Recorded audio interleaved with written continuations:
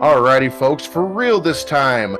It is time for the Metroid Prime 100% randomizer. He's my favorite uncle. He's your favorite uncle. It is Uncle Reggie. Take it away, my friend. Yo, what is going on, Completithon? I'm Uncle Reggie, and I'm very happy to bring you this incentive Met run of Metroid Prime 100% randomizer. I am joined on commentary with ToasterParty. Hello. And we have a pretty good time coming up for you here. So this was originally going to be a 100% speedrun of the vanilla game, but we had the incentive met, so I'm still going to 100% the game, but all the items are in random positions, or random locations, following a chain of quote-unquote logic, which we can talk about. I was just double-checking my settings. We even have the fancy Completithon Hundo Rando Speedo there. Thank you, Toaster, for the title screen edit there. It's very good. So I'm gonna give us a countdown. It will be on go. So we'll do 3, 2, 1, go. All right, good luck, Reggie. Thank you. So we were talking briefly about logic. So I have enabled pretty much every trick except one on intermediate difficulty, which will give us some interesting logic without requiring me to think too hard about what I'm doing. You may notice that we still started on Frigate, which is kind of weird, but also fun. Typically in Rando, we do not start here at all. We ignore it, and we go straight to landing site. But it is Completithon, so you get to see... Oh, I don't work here. You get to see some exciting things that we normally leave out of Rando. Why is that active already? That's wild. Yeah, random bug. Don't think too hard. But yeah, this is the tutorial section of the game. Usually we just cut it out because it's the same every time. But it's a pretty important part culturally for the speedrun, so we'll leave it in here. Yep. We also, Randomizer also uses like a number of quality of life features, and I have some of them enabled, which enable me to route the game just a little bit cleaner without having to do like a weird janky out of bounds movement sequence or something risky. But one of the major things that I do not have on is the warp to start feature in Rando. So I should, in a randomizer, be able to just go to a save station. Oop, I walked off. Oop. And hit a button combination during the save station to warp back to my starting location, which honestly wouldn't really do me a whole lot of good, considering I would have to start in Frigate again.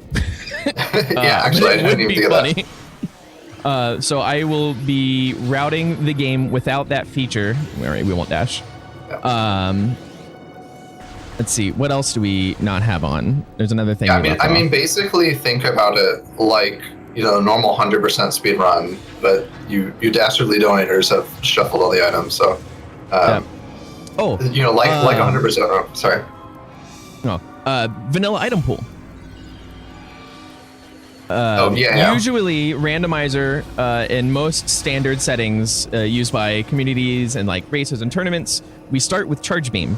And only have 6 artifacts, but we have given you the true randomizer experience of vanilla item pool. I'm loading off of hard drive, so this shield is going to be in a bad position. First boss of the game, that's a weak spot in the head. Usually the game wants to teach you to scan it, but instead we just skill shot it with free aim. It goes down pretty quickly. Yep.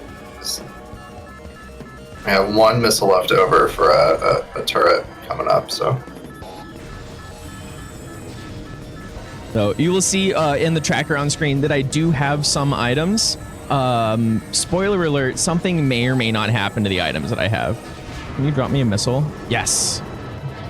Yeah, we're at the escape sequence right now, so that for a Metroid game, that means we're almost done, right? Yeah. Oh wow, another world record here at Completithon?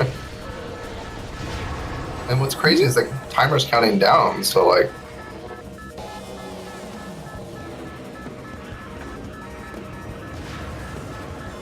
So if I were running this vanilla off of disk, the Parasite Queen fight would have looked a lot different than what it did. The barriers that surround her are timed from when the room finishes loading. Disk, turns out, is a pretty slow load, but I am running this off of a hard drive plugged into my Wii that enables me to play the game randomized, and it loads a metric ton faster than the disk does. It's a scientific measurement. It is an actual metric ton faster. So we didn't get to see super fast PQ kill, but you instead got to watch me waffle during the fight, which is way more entertaining anyway. At least you finished before the first cycle on the barriers reset. Yeah. I don't think I've seen the barriers spin versus Parasite Queen on this game in a very long time. You will also, if you are well-versed in the Prime games, notice that I'm skipping a lot of cutscenes that normally aren't skippable, which is a really cool feature that was just dropped in to the randomizer program, Randomania. Yeah, I was gonna ask about that. It's like I could have sworn that you couldn't skip those. You are normally in all my correct. playthroughs. Yeah. You can think. I would have been Miguel very mentioned that, upset actually. if there was an option, and I just overlooked it after all these years. So you will notice on the tracker that I have lost a lot of things. Also, no more HUD memos here, so we don't get to see all the stuff that we lost, because we know what we lost. It's everything. Everything ever. It's all gone. We're never going to get it back. Oh, Yeah, man. we're going to get What it a back. hard game. I know, right? It's harsh. It's real Yep. serving up the harsh browns here. One thing There we that's interesting about this run here is that we still have the same time estimate, as if all the games, as if we knew where all the items were going to be. But of course, they're not going to be where we expect them to be. Nice. So Solid. there might be, I mean, depending on how they're arranged, it could be easy, it could be hard, take more or less time. But an advantage we do have where we don't have information is there's kind of RTA time saved from the quality of life features here and there.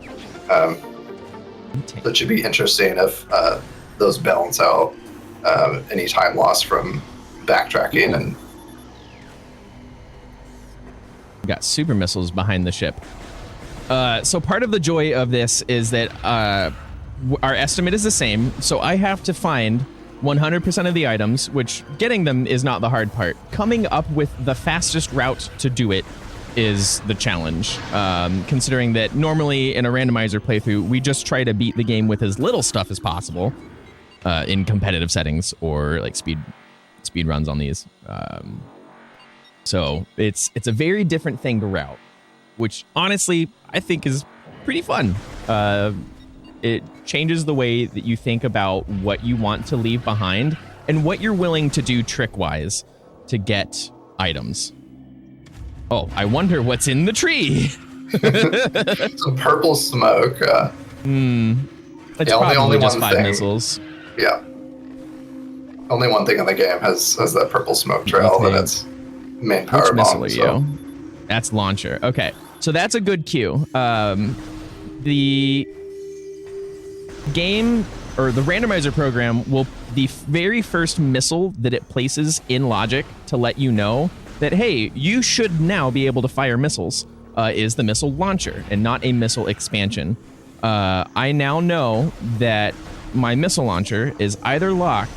Oh no, it's 100% locked by space jump boots, which is probably going to be the first item that I get over here. Which is cool. We love space jump boots. Double jump.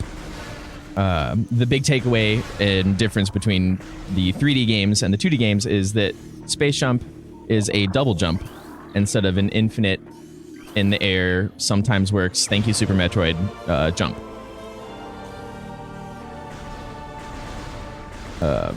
The space jump boots give us the opportunity to have a lot of really nice movement options.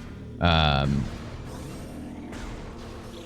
they make you go fast, and we love going fast. It's even more than like twice the jump distance, because having the boots themselves actually increases the height of your first jump. So like it's definitely the most powerful movement upgrade of the game. Speaking of movement, we should probably explain a couple of the techniques that Reggie's employing here. Oh, yeah. Here's bunny hopping, which is a fun one. Yeah, the kind of the primary mechanism driving a lot of how Reggie's moving is the fact that the game, like a lot of games, does have a speed cap to prevent players from getting some kind of weird, glitchy or abusive systems. But for whatever reason, they've forgotten to apply the speed cap laterally left and right. So anything that might propel Reggie forward, the game will eventually slow Reggie down to reach a maximum speed cap. I think maybe like 16 feet per second or something. But left and right, there's no cap. So a way to gain speed quickly in this game is dashing. And usually dashing speeds you up really fast and slows you down. But if you break the lock-on by just letting go of L in the middle of a dash, you get to retain the high speed. You can keep building speed, and the game won't slow you down because you're going sideways, not forwards and backwards. So the ideal path through most rooms is to like find some lock-on and sort of dash and move sideways through the room. So it requires a lot of knowledge of the rooms, how they're laid out, how all the geometry bumps and notches and stuff are in the room so that you can navigate it without really looking where you're going. Okay. Eat your heart out, Quake fans. Samus is the true queen of bunny hopping. Indeed. So I decided to go back with Missile Launcher. There are a few checks that it opens up, and the most clustered checks that I had two things that I could get back there that were pretty big logical tells. Unfortunately, neither of them got me Morph Ball, which is what I really wanted to find. But that Power Bomb expansion is really cool. I'm going to get the items here in Plaza. Luckily, we don't require the main item to use the expansions in Prime. We do in Echoes. There is an option to turn that on. But so I can kind of quote unquote cheat a little bit and say, okay, cool. I know I'm not supposed to look for my progression behind power bombs right now. All right, that's just a tank. I'm gonna leave that until I can come back. But I can use that item to get stuff locked behind main power bombs early. Which I know for a fact are in that tree because of that big purple cloud. Part of the joy of the vanilla item pool is that instead of the 6 artifacts, we have all 12, and we have shuffled charge beam, which means I know where my super missiles are. They're right behind the ship, but I still need to find charge beam in order to use them.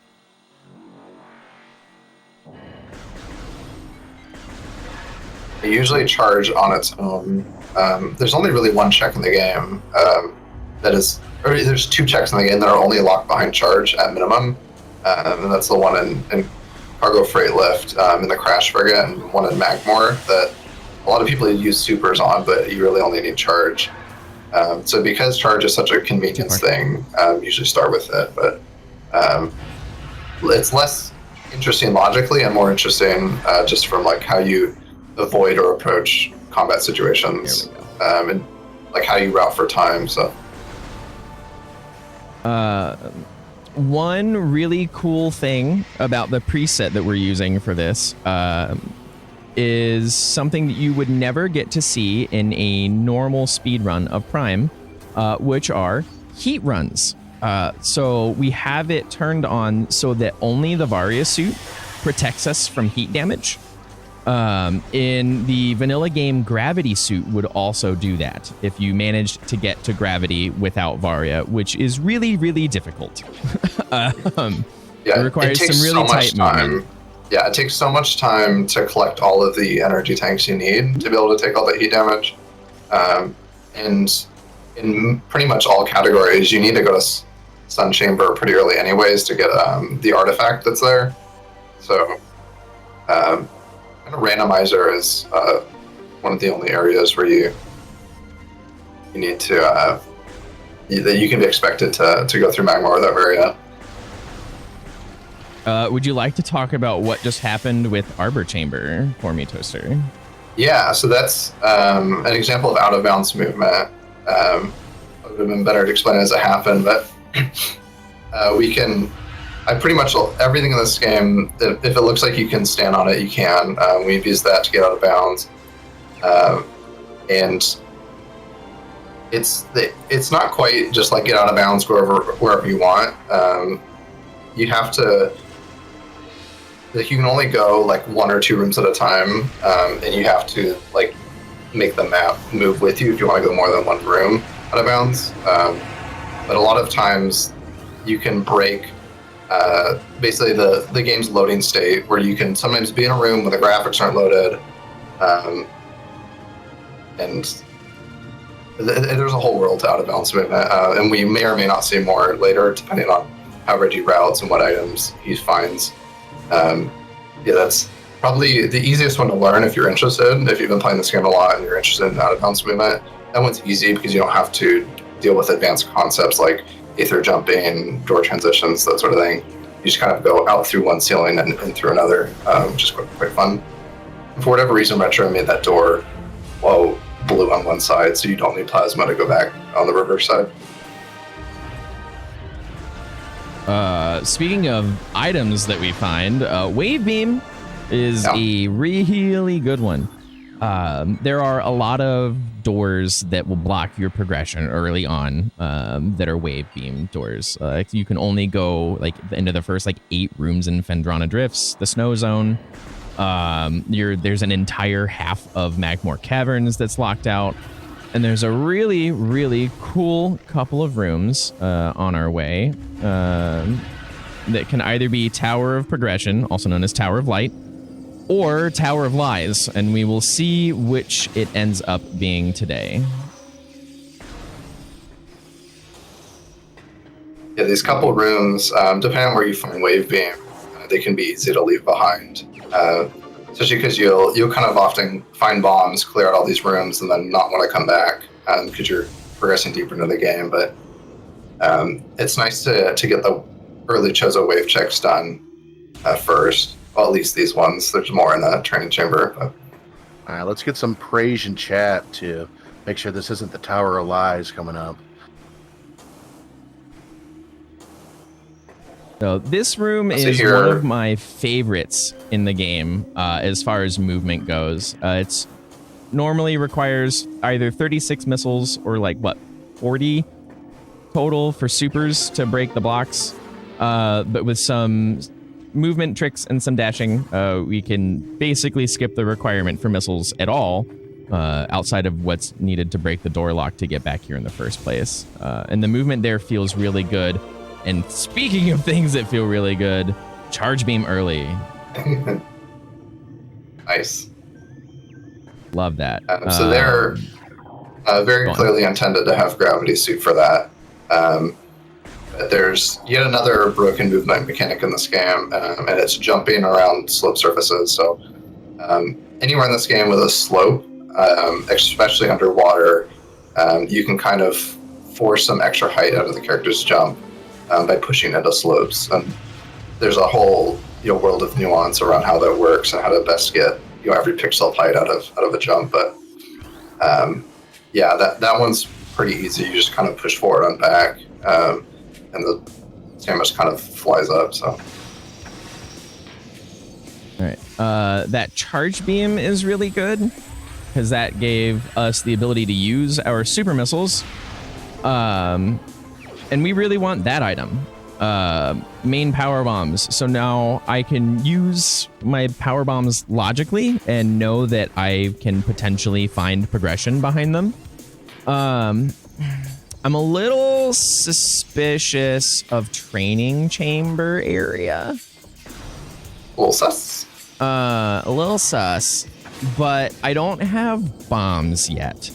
So I'm wary of doing too much out of bounds too early. I believe that Magma Pool is in Logic right now with the dashes required for it, but I'm going to see if I can't find bombs first so that I can just do a series of rooms out of bounds and get an item early without having Spider Ball or Boost Ball. Save me some time.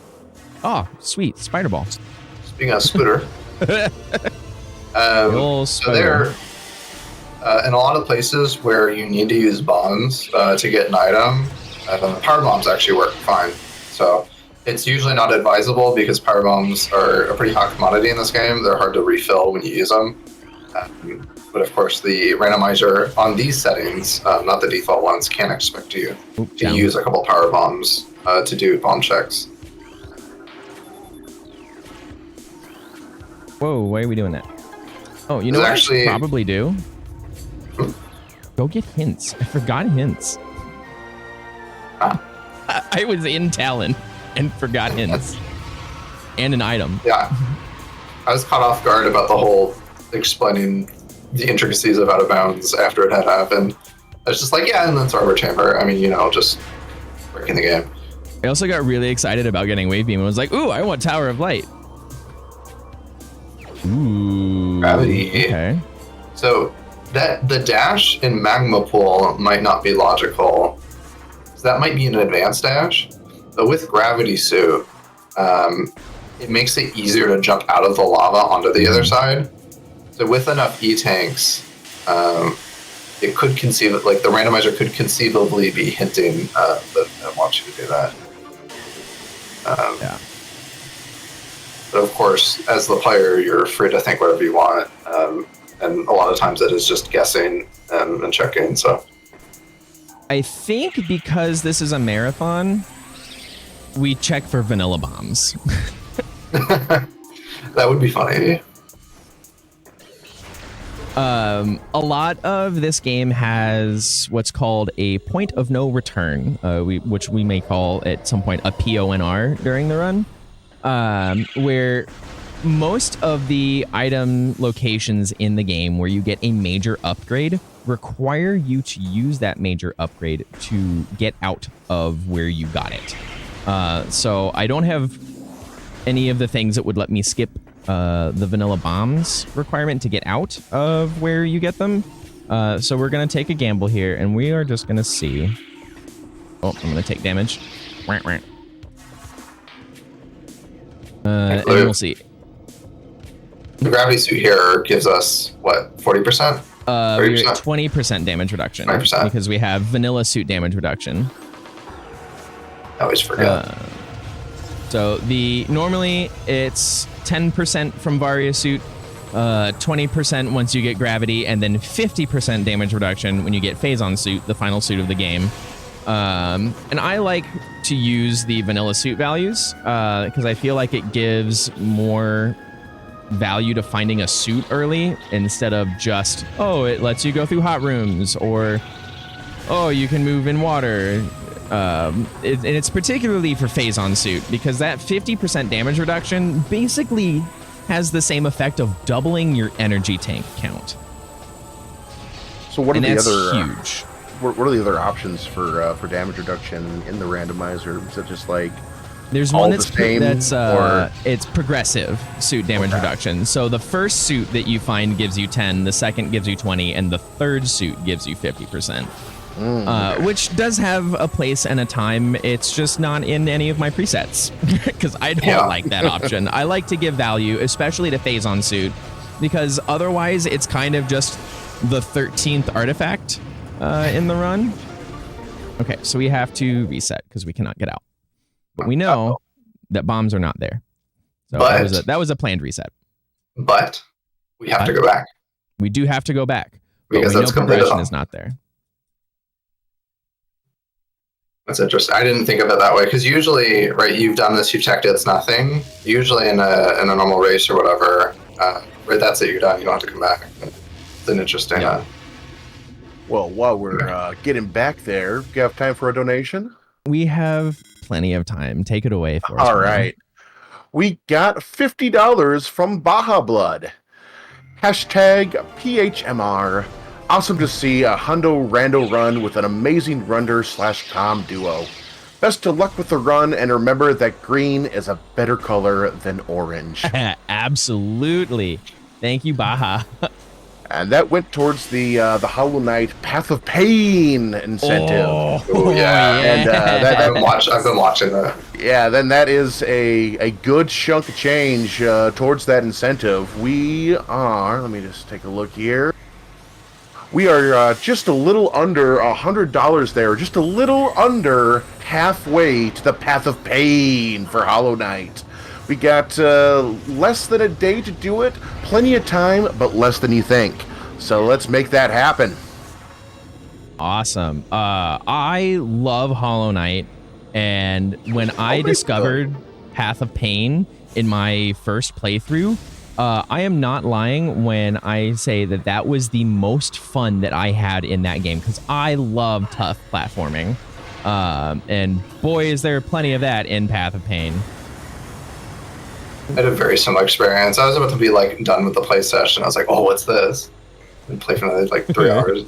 The best feeling in the game. All right, this It's room kind of is a good one. Ruined Fountain normally requires you to have beaten Flagra, which requires bombs, which I am still lacking, but with some standable trickery, we can just go ahead and get that item when we want to instead. just stand on everything. Yeah. I'm gonna go get hints, because that's an intelligent thing to do. Yeah.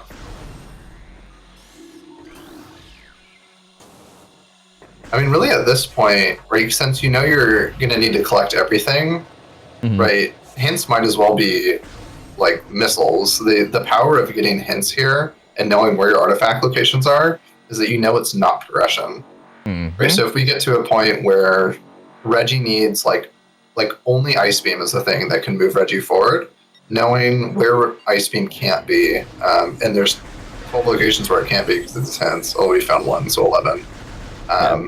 That could inform a decision that could save you time. So you might say that Reggie needs to take a hint. Take a hint, indeed. So what's really cool is that unless I happen to have left my Varia suit here in Artifact Temple, pretty soon we're going to get to see some more heat running. Oh, come on. Let me up. I do not like this slope. It is a pain. We do not get along. We are not friends. There we go. Yeah, so just like a little bump on the ground on the left. Just kind of like walking up a tiny step and jumping is enough to get you up here. So it's like kind of a isolated example of a slope jump. I'm a little suspicious of Lava Lake right now. Lava Lake came into Logic with these settings with no suit and 4 energy tanks, because I'm playing with strict damage logic, which means normally the randomizer gives you a little bit of extra buffer energy for what its requirements are for taking damage, and that's 1.5 times. But I have reduced that to the straight up database requirements, so 1 times the energy requirements, to try and make those damage runs a little bit more likely, since the game has to drop less energy tanks to make them possible. All right, so we're gonna check where our artifacts are. So Vent Shaft, Phazon Mines, that's the latest location in the game that is not the boss area. Storage Depot A is a great one. It's Vanilla Flamethrower location. Fungal B, okay. 3 mines artifacts already. Hydro Access Tunnel, ooh. It's a shame we have gravity already because we don't get to show off a cool thing there. Oh, wow. Gamma Vader, okay. So that leaves only 1 check left in Crash Frigate. Yep, Overgrown Cavern. Okay. Ice Locked, Life Grove Tunnel. Good item location. Plasma processing. Awesome. No vanilla plasma. Love to No see it. vanilla plasma today. Storage cavern. Okay. And quarantine monitor. Not the boss. Not the boss. The Next to room the right boss. next door. And then training chamber, which we did just see. I think that's the last one. Yeah. Okay. Cool. So, yeah, I think, how do I want to do this? I think I want to do early Magmore from Talon side. I'm going to check a couple of those locations. Probably just up to Warrior Shrine. And then get out of there. And then go check Lava Lake. So I have access to 3 items in Magmore in full logic right now. So that, or on that side of Magmore. And then I have access to Lava Lake. Love reverse slope jumping, which is where you are moving down a slope and the game throws you forward more instead of up more, which lowers your jump height, which feels bad when it happens. I am curious, are we going to find our 8th power bomb expansion before we find our bombs, which would be really funny. It's like crazy early to have all of those, so there's no reason for the randomizer to give you more than 4, really. But this is just luck. Power bombs are usually something that runners are complaining about endlessly, so it's nice to have as many as we need. So without any suits, this is barely possible. And with gravity suit, we're a little bit comfy here. Although it kind of depends how deep you want to go. Ooh, there's Ice Beam. Ice Beam. We want that. All right, so this is a logical pull right here. That's good. It unlocks a lot. Oh, come on. All right, well, I guess we're not going to do that. That's kind of bad. We lost some time there on this limited ammunition health run through. That's X-ray visor. Okay, I think I'm going to take these 2 and get out. Are your losses? Yeah. I'm gonna see if I can pull some energy out of here. They like to drop 20s. Unfortunately, not today. Oh, that's not good. All right, well, we're probably dead. Because the moment I go into here, we're toast. You actually had to touch. Unless this guy drops a 20. Oh. Yeah, we're dead. Nope. Floundering Well, on. I was trying to do some yeah. special movement on to do the equivalent of like an extended dash where I was in the air and I was going to combat dash down and get some momentum off of the Triclops, but the game's lock-on system did not wish to cooperate with me. We're going to go back and we're going to get Ice Beam and then probably turn around because Ice Beam's pretty huge. That's a lot of doors that get opened up for me. And then I'm going to go back and I'm going to do Lava Lake. Yeah, X-Ray unlocks 2 checks in the game, and they're at the very end, the Mega Pirate and the room behind a Mega Pirate. So until we have Plasma Beam and Mind's Axis and a bunch of other things, that's not going to be pertinent. So.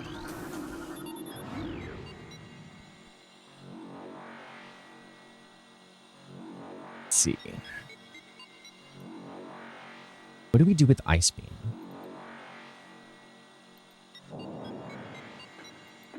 Stay cool.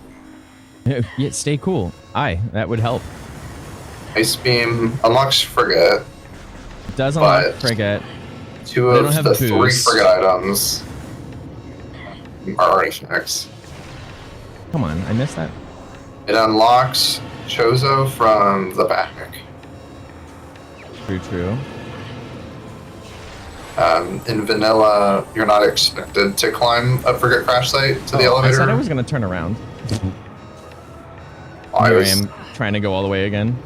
I was thinking about what you're going to do with Ice Beam and proceed further into the depths of Magmor. Yo, good movement there, though. I'm going to take extra damage on the lava because I can afford to. That dashing was pretty swag. good. Okay. You have Backfen. I do have back fen. Span think just died in we're lava, gonna- then dashed through it. Just This is a little Old dainty, bravery. but we're going to go for it. We have the nearby save. This is called an R jump. So in places where you can't get a dash, you can still build speed against that, like the sideways speed cap that doesn't exist by just jumping and turning real good. This game's weird. This game is The weird. button that's used, the button that's used to look is the most broken thing. Is it Game. affects how the character moves when they're in the air in a weird way, but in a good way. We call it limited influence. You kind of are kind of set on a trajectory, and you can only build or like reduce your speed slightly, but it's really powerful. So normally Samus can like turn around corners on a dime and stuff. But pressing R gives you speed at the cost of that control, which is a really interesting mechanic for something that's completely unintended. That's one of the reasons I love this game. Where's the third He's one? I know flying you're part alive. in. It's hiding. It was like on stealth radar, like wasn't showing up. Okay. I feel better about that. That's Ice Spreader, which doesn't really do much for me until the very end of the game. But we're here. We might as well grab it now. Scary lava. That's totally safe, but feels scary every time. Every time. I'm scared right now. Watching it cool makes me feel like I'm gonna fall into it, even though the collision becomes solid the moment you scan the panel. Or you start the puzzle.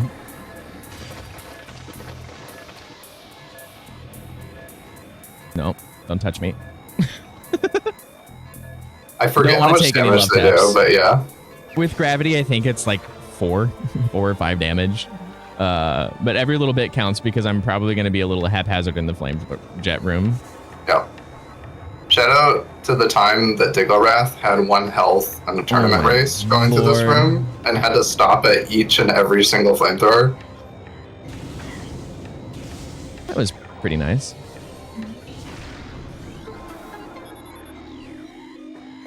Nice. We're going to take this save station. I would like to shout out the randomizer and community for Metroid Prime because I see a lot of names in here and a lot of support, and that's really cool. So thank you, people showing up. We love it. You'll love to see it, folks. You love to see it. Love to see it. Which way? Up or down? There's an artifact here. I have 7 power bombs and super missiles. I'm probably just gonna fight Dwayne the Rock Johnson in the Thunderdome. I'm here for it. Here on Talon 4. I'm here So for this it because item. Oh, you Bombs here on for it? Thardis is always funny. Yeah, that's what I want. Normally getting to this item location requires grapple beam, but we can do some funny dashing. Haha, Samus go sideways burr. It's a good visualization of like the limit of scan dashing. That's about the widest, like pure horizontal gap that you can cross with just a dash. So you can anywhere that there's a scan point or an enemy that you can lock onto. Oh, I don't That's have bombs. the furthest you can go. So yeah, usually you want to explain? Sure. Normally for this fight, you would have the thermal visor item, which allows you to see the weak spots on Thardis. Fortunately, they are always in the same order, so you can know which rock needs to be damaged without having the thermal visor. There is a trick that you can do during this fight. You can lay a morph ball bomb while Thardus is rolling around, which will instantly skip the thermal phase for that rock and take it straight to exposed ice, which is pretty convenient. However, there will be none of that today. With this fog, how are you going to see? I know, it's crazy. Thardus is feeling a little bit gassy and a little bit embarrassed, so the arena is going to cloud up here. We're not going to publicly shame Thardus for it. It happens to us all. But we can all smell what this rock is cooking, and it ain't good. I was early. There is a fun technique that you can do when you shoot a super missile called a visor cancel, where you switch to scan visor and then back to combat visor instantly, which skips that visor's or the cooldown that is normally required in order to shoot another super missile. So we can fire them off a little bit more rapidly. It looks, I have 9 missiles. So I'm gonna save my last super missile shot. Oh, nice. All right, cool. That's really handy. Oh, I don't know why I was saving my super missile shot. I don't have bombs, but I have power bombs. I was gonna let you cook on that, but whatever. Having more missiles for the rest of Phendrana is still very good. All right, we're gonna wait. Thardus just dropped lightning in the room, and a well-placed power bomb will get rid of that boss's remaining hit points, which is good. We love watching them go down. Power bomb does damage every frame, so bosses that aren't designed to account for that, which is most of the ones that you fight before you get power bombs. Yeah, Samus was blacking out there a little bit. Yeah. Things are scary. Got a little dizzy. I have to go the vanilla way around the room if I want to go back. Because I don't have bombs.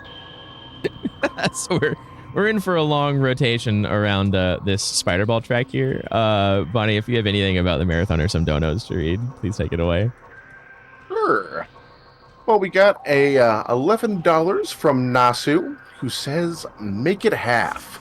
And I think that is supposed to go towards the Path of Pain incentive, which would indeed put it halfway there. However, there is a catch. It does not look like the incentive was actually checkmarked on that. So it's not showing up yet, but I've talked to the admins, and we're making a note to make sure that does get counted towards it, if that is indeed the case. But yeah, that would make sense. That is supposed to go towards that. But just a reminder, everyone, to be sure to check your incentives when you're making a donation. Make sure it's going towards what you want. Yeah. So this is kind of a dangerous logical play right here. Pretty much all of the items back here, except one, are available to me logically. The one that concerns me is Storage Cave. It is a room, oh, I love this Metroid, that requires Plasma Beam to get into, and there's no easy way to do anything about that. Good qualification. There's a way to do a lot of things in this game that you don't want to do. Where there's a will, there's a way, and my will is not there. I'm not doing any of the shenanigans required to get it. So I'm going to be isolating a check, which is typically bad in hundo-based routing, but I'm really hungry for that Plasma Beam or my next progression, so I'm willing to take that risk of leaving something behind. At the very least, on the second pass through here, you won't have to go through the lower route on the way back, which is slower. Yep. So this room normally requires a lot of grapple beam, swing-a-roozy, which we're not going to do. We're just going to find it right here. Good timing. While I have the power bombs to spare, I am going to break this wall. Does it stay broken? Today, yes. Years old, I learned that it do.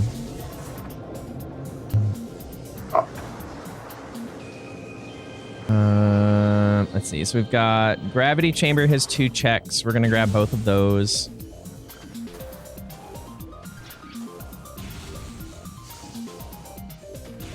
See if we can get a 5% power bomb. Sad. Okay. So this, whoop, we did not go away from the wall at all. This item normally, plasma, yeah, plasma beam and grapple beam, which we did just find, but a well-placed R jump is enough to get us away to the item.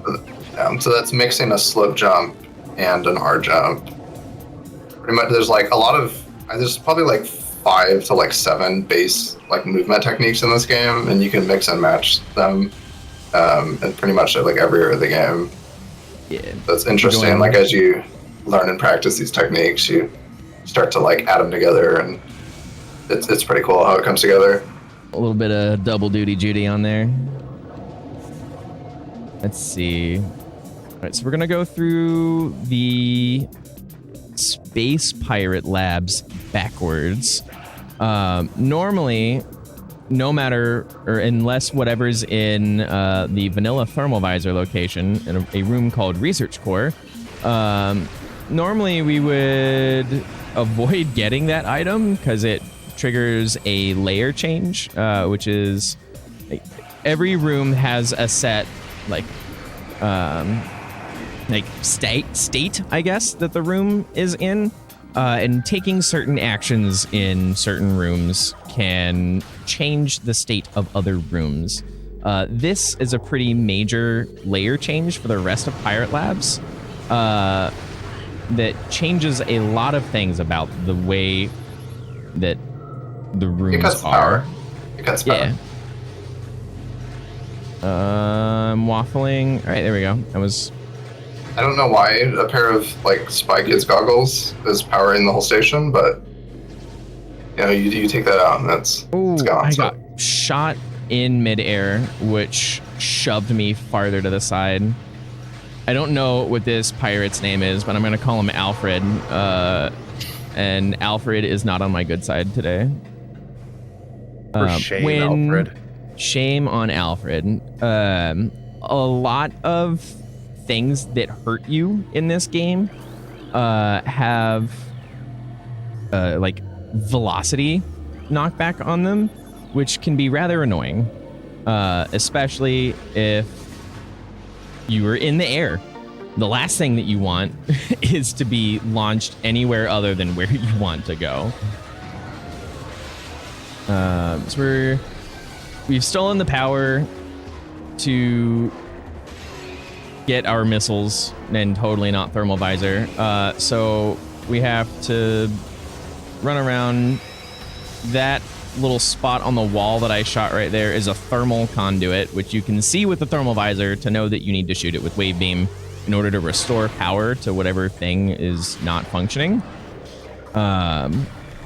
We don't have thermal visor, but luckily because we know where they are, we can just use them. What's here? Just a lot of missiles. Oh, I actually made that jump. I did not expect to. All right. We're gonna skip a morph ball track puzzle and just land on it because it's way faster. It's safer. The camera angles on that morph track are pretty awful. It's a hard puzzle for the wrong reasons. Come on.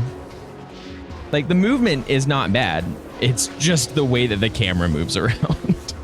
Yeah. Probably, in my opinion, the best fixes that Retro made to the game engine in Metroid Prime 2 is the camera work in Morph Ball. Far better. So this is a fun thing that is in Logic right now. I could find a progression item here. So we're gonna just go for it. So skip on plasma by shooting over the barrier. Yep. Go ahead and do single room oob, if you don't mind. Yeah. So in the randomizer trick settings, Reggie said that he's comfortable with intermediate out of bounds logic.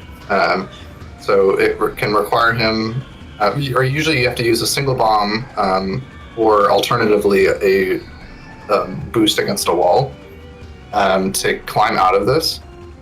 He can actually use a pile of snow to slope jump up and over a wall. So it gets him out of bounds, right? So in a lot of games here, you'd just be falling infinitely. There's not actually a floor here that he's landed on. He's just left the basically like holding bounds of the room. And the behavior for that is when you're not in a room's bounding box, you're just locked in whatever state you're in. So what he can do is he can still move laterally, but he doesn't falling down. Thankfully, when you're on the floor of the bounding box, every couple frames you can input a jump. And what he does is he gets in from the floor of the bounding box to the wall of the bounding box, and as he walks in and out of the wall of the bounding box, there's a small period of time where the game thinks that he's walking off of a ledge, and like in a lot of other games, that's treated as what's called coyote time, which is just something that people, like developers, add to games to make it feel better to play, to give players the ability to jump shortly after they've walked off a ledge, because it doesn't feel good to walk off a ledge and like miss a jump and fall. So he's using that mechanic, walking into the bounds of the room, jumping, and then landing back on the wall and repeating that to get height. So, and when he reaches the ceiling, he could just walk over and morph. Morph isn't constrained to the same kind of like bounding box limitations for whatever reason. So when he's above the room's bounding box, he could just morph to drop back into it, and thus skipping bombs in a very interesting way that never happens in a normal run. So non-randomized, I mean. Yeah. That Phazon suit is a really happy find for me. I was just gonna say, hey, low key just got the best suit in the game. Yeah. Yup. In most cases, seeing Phazon suit's like, oh cool, I have the boss key to open the boss door at the end of the game, but it's damage reduction. Mm-hmm. Usually you're okay on health, like in combat in this game. Combat's not really a big issue. If you have a lot of people have a number of E-tanks, and once they reach that, they're comfortable for the rest of the game. Pirate dance I won't party. say it, yeah, nice. Yeah, there's 2 layers here, each with a set of pirates for a fight, and they're both happening at the same time. So there's like 13 pirates instead of 6. They all want to dance. That they do. There's a lot of funny stuff that happens when you go through areas backwards, like pirates standing at attention facing the wrong way. I don't remember what I was saying.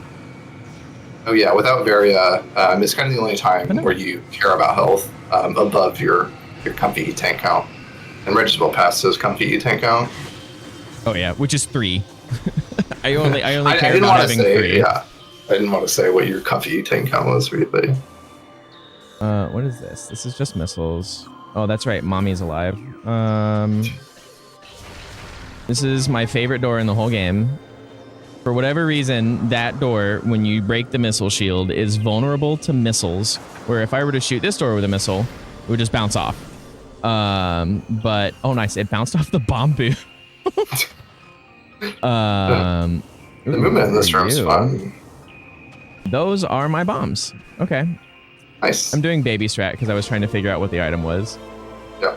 We could do fun dash out. Yeah.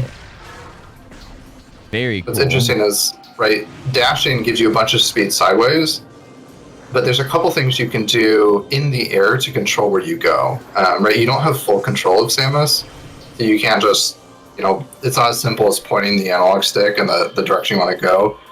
There's a couple techniques. One there to get back to the door, to avoid falling in the middle of the room and falling down the canyon. He turned, and it kind of like curves. Basically, the game wants to like always move you perpendicular because of the way the speed limit works. So he can like curve dashes.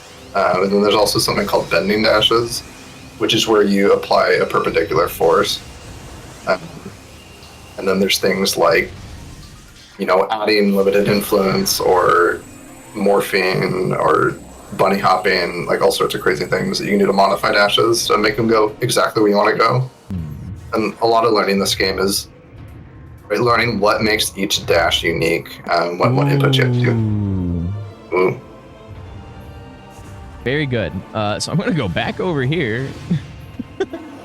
Yeah. Phendrana, like, by far has the most plasma checks of the game, so finding plasma in Phendrana is nice. It's pretty convenient. Yeah. It means, like, we only have to go to the vanilla wave location once instead of having to come back. A couple things like that. For whatever reason, the ice in the other room shatters and breaks instantly, where that one slowly melts. It's like different ice. Oh, there's an item here I should probably grab, huh? This is Completithon, not Complete-ish-thon. That's right. We will be checking the percentage at the end. We sure will. There's gonna be some words. You know, after the stream ends, I'm gonna make you go back through and do it again. I gotta do my makeup If work. you missed one, yeah. All right. Ooh, we slid all the way off that ice. Yeah, so like off the top of the head, there's things in early Chozo at the beginning that are isolated that probably don't have anything important, but we have to go back there in early Chozo to clean that up.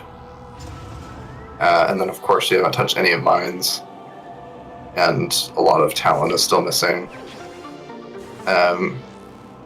In terms of progression items, right, items that mean things, we're really only missing 3. Right, X-Ray, I explained before, locks the Omega Pirate Fight item and the item behind that. We know where that is, we just have to go get it. We have enough E-Tanks that we could skip Varia, which is one of the other 3 that we need. Varia honestly doesn't do that much for us with Phazon Suit and this many E-Tanks. So we could say, no. Speaking of which, here's Varia. This fight's interesting. The way Reggie walks to this room and walks to this fight, that was unlucky. While it was dying. I've never seen that before. The movement in this is different with skipped cutscenes. Is that? Normally the one on the left when you're facing the wave door activates first, but the right one activates first. We're gonna commit matricide right there. Yeah. Would that mean it's your mom? I don't think it has to be your own mother for it to be matricide. We'll let the experts ponder that philosophical question. Yeah, the etymology experts in chat, you can argue about whether or not it applies. Yeah, sure. It does. Let's see. As the expert here, yeah, it does. So totally. Yeah, perfect. Yeah. Thank you for the agree and expert everything. And the third item that we're missing is Boost Ball, which is important. Yeah, it's important. It makes you go fast.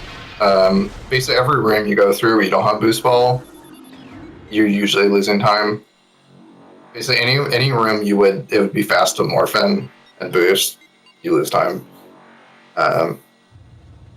Yeah, none of the checks in the game really require boost, but it's annoying and loses time in a lot of places.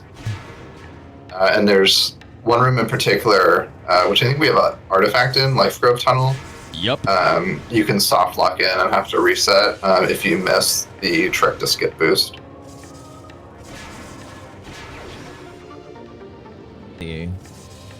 So Varia suit, it makes Magmor nice and cushy, which we love a cushy Magmor that can be taken out of context in some ways. And I pull off my favorite dash.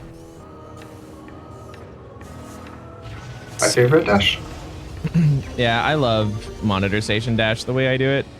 There are like 4 different ways to move through monitor station. The way I just did it, I watched a TAS dash and then adapted it for my skill level like 3 years ago when I was learning any percent, because I didn't like the way that super fast people did it. And I just never learned the slightly faster way that saves like 0.4 seconds over the way I do it. Because 0.4 seconds don't really matter to me. I'm not at the point where that's going to make or break a personal best. Especially because PBs are measured in minutes. So there's no second timer in this game. Yeah. Or there is. Eventually it will matter. You,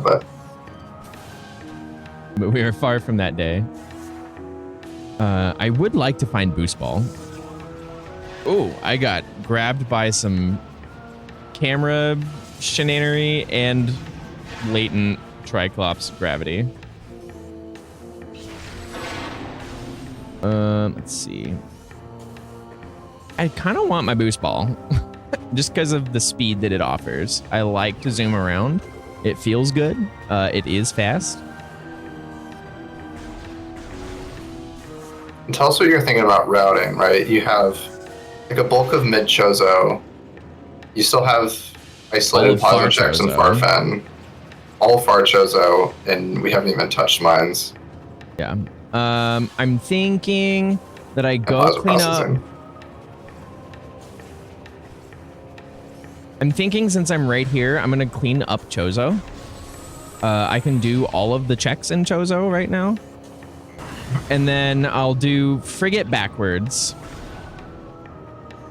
And then probably mines. Mines. So then that's mines front to back. Yep. And then you would be near plasma processing. Yep. And then you can go get the 2 plasma lock checks and back. Yep. That also gives me an opportunity to take Frigate Crash Site once I come up from Root Cave to get Life Grove.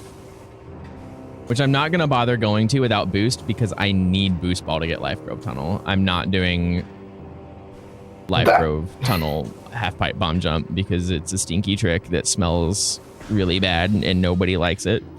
And we should all call it funny names and take its lunch money. I'm sorry if that unlocks core memories for anybody. I'm sorry if you've ever cried to half-pipe bomb jumps. I'm sure a non-zero amount of people have cried to half-pipe bomb jumps. I've never thought of it as a stinky strat, but it is accurate. It does. It is very stinky. It smells bad. So we're gonna start Chozo cleanup with Sleepy Flagra. Yeah. This is in the standard game. If you come up this screw you wasps. If you come up this way, I'm gonna kill some of these wasps. I'm missing a power bomb. These might not have a drop chance. I mean, it still works. You just have to. Well, it's also cutscene skips, so the cool strat matters less. Ooh. Wink. So there's an invisible trigger in this room. And in the vanilla game, it's always here. And Randomizer, it's hidden by default. So right there, Reggie passes through where there would be a trigger. And no matter what has happened to Flagra previously, when that trigger's touched, it will delete Flagra and replace it with a ghost fight. In vanilla, that means if you touch that trigger, the item locked behind Flagra, which is very astute, is gone forever. As a consequence, not hitting that trigger means Flagra is still here, but this room expects you to come into it from the front. So there's a trigger that surrounds the front door, where basically as soon as you step into the room, you enter it, and it starts the fight, it moves you, it activates Flagra. But here, the bomb slots, which, by the way, are the only bomb slots in the game where you don't have to be in them to destroy them. Usually bomb slots check for the player to be in them to check for them being destroyed. You can damage Flagra, and since the scripting is robust, it spawns, realizes that all 4 bomb slots are gone and that it should be dead, so then it dies and plays the end cutscene. And then we skip that and we get the item and we go. Yeah, usually Flogger, you have to do a bunch of dashes to get to the bomb slots to still cheese it pretty quickly. But this is even faster when you don't even have to worry about Flogger swiping you or setting for dashes. Swipe or no swiping. Yeah. So now that Flogger is dead, the randomizer only feature activates, which turns on the trigger in that room. So Reggie went back, hit it, and now can fight the ghost to get the second item in the room. For whatever reason, shooting a ghost ball makes it drop down faster. So you can see the left one hit the floor first. Ghosts in this game have a bunch of health, 200 health, I think. So that's, without charge, that's 200 power beam shots, which is crazy. But so it works out nicely that it's one fully charged shot and a super missile to kill them. So Reggie was trying to start out by hitting each of the three with one charge shot, so that he knows all the ghosts are just a super missile away from being over. Curious in chat if you want to sound off on how many of you were just had those ghosts just scare the crap out of you as a kid. Those ghosts that Reggie just decimated there. I know I'm among them. I did not like those ghosts when I was younger. They annoyed me. I was never frightened of them. I was 8 years old when I played this game the first time. No, 10. I was 10. And they weren't scary. I did not enjoy them. I was scared. I was very scared. It's just like, oh god, these things again. Ew. I don't wanna. Gross. Yeah. Ew, gross. I'm gonna get their ectoplasm on me. It is kind of nice though. They are one of the few enemies in the game that do not have knockback, which is really handy for rooms with movement. That can be a little painful, like Ruined Shrine. If you need to go back towards like Tower of Light area and you're trying to do some movement and a ghost shoots you, it'll prevent you from shooting the door because they cause you to lower your arm cannon, but they will not push you around, which is a good thing. I would take knockback over the stun. Honestly. Just don't get hit, Seven Head.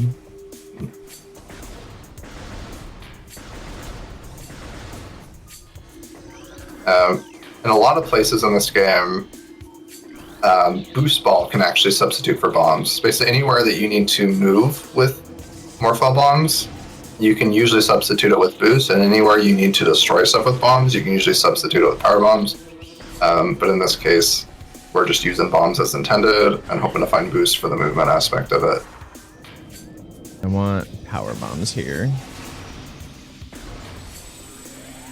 So these enemies, scarabs, deal a lot of damage if you just walk through them. But for whatever reason, they are single-handedly the most likely place for an enemy to drop a power bomb in the game, and I miraculously only got one out of an entire squad of them, which is just awful luck. It's really bad luck. Every single enemy, every single instance of every single enemy in this room can have a different loot table for its chances to drop whatever items. So instead of this game, having some kind of algorithm that says, look, the player has 2 out of 7 power bombs, so let's give it a X plus Y over B percentage chance, whatever, of dropping a power bomb. It's just this beetle in this room. Yeah.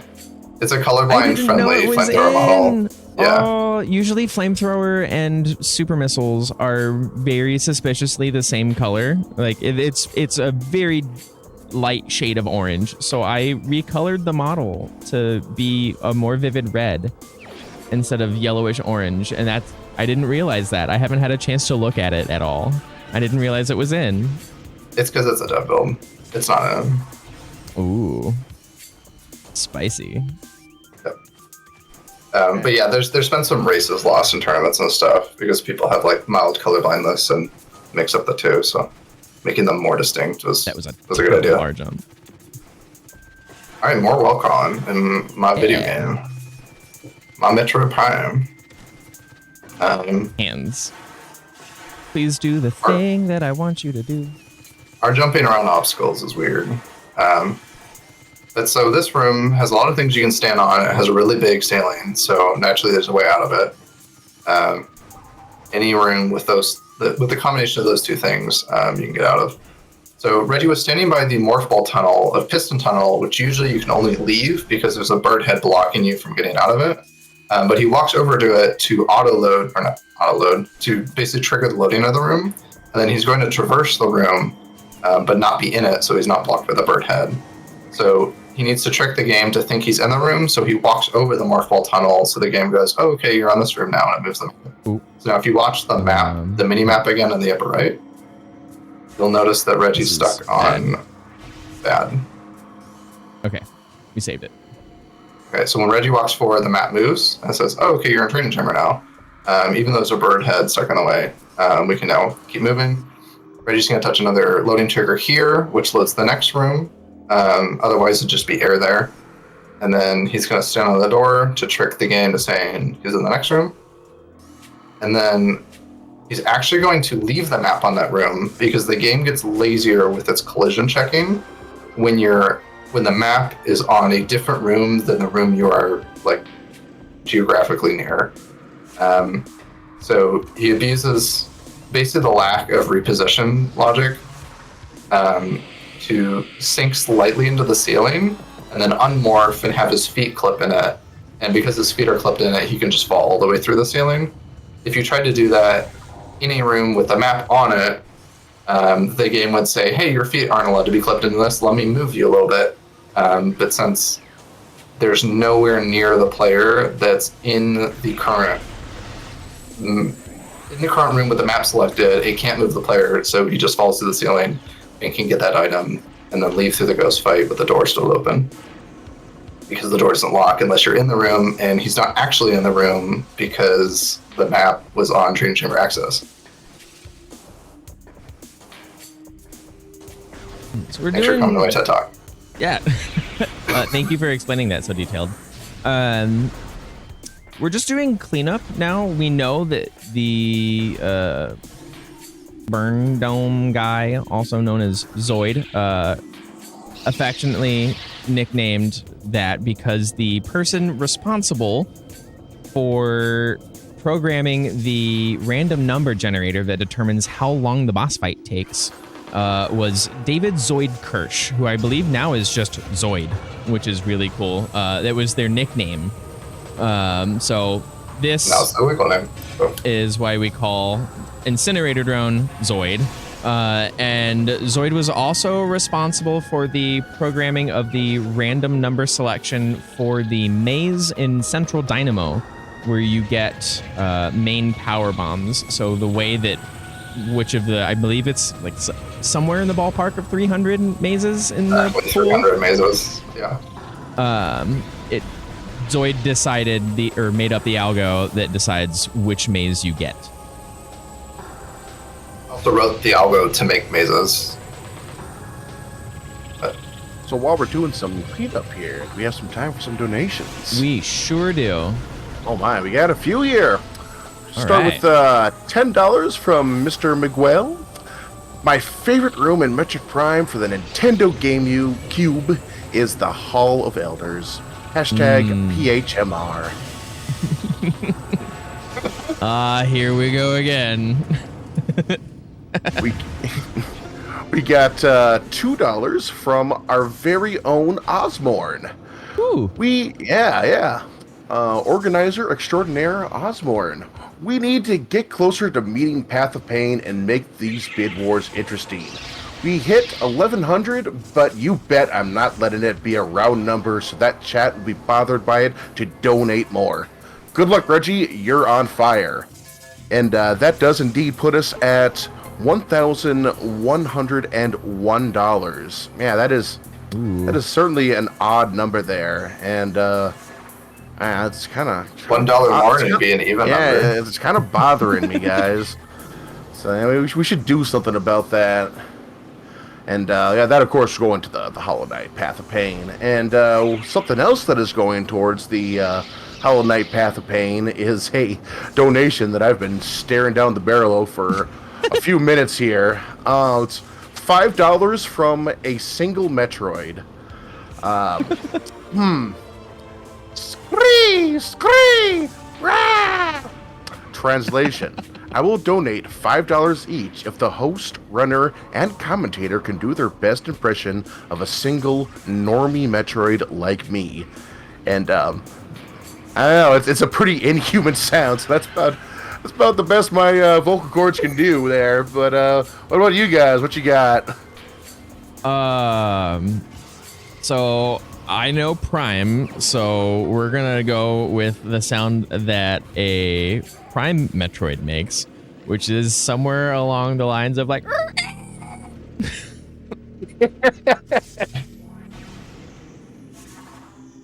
Yeah. There's also the sound "Fall Down" in Metroid Quarantine A, Samus. Metroids really like to make that sound. I'm sorry, Toaster. Reggie was talking over your beautiful impression. Can you give that to us again?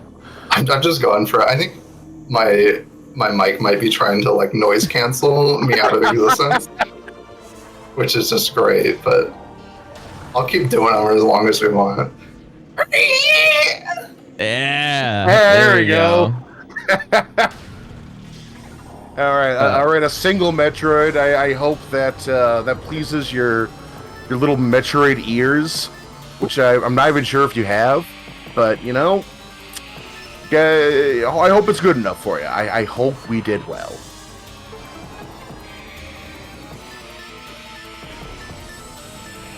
Skipping bowling.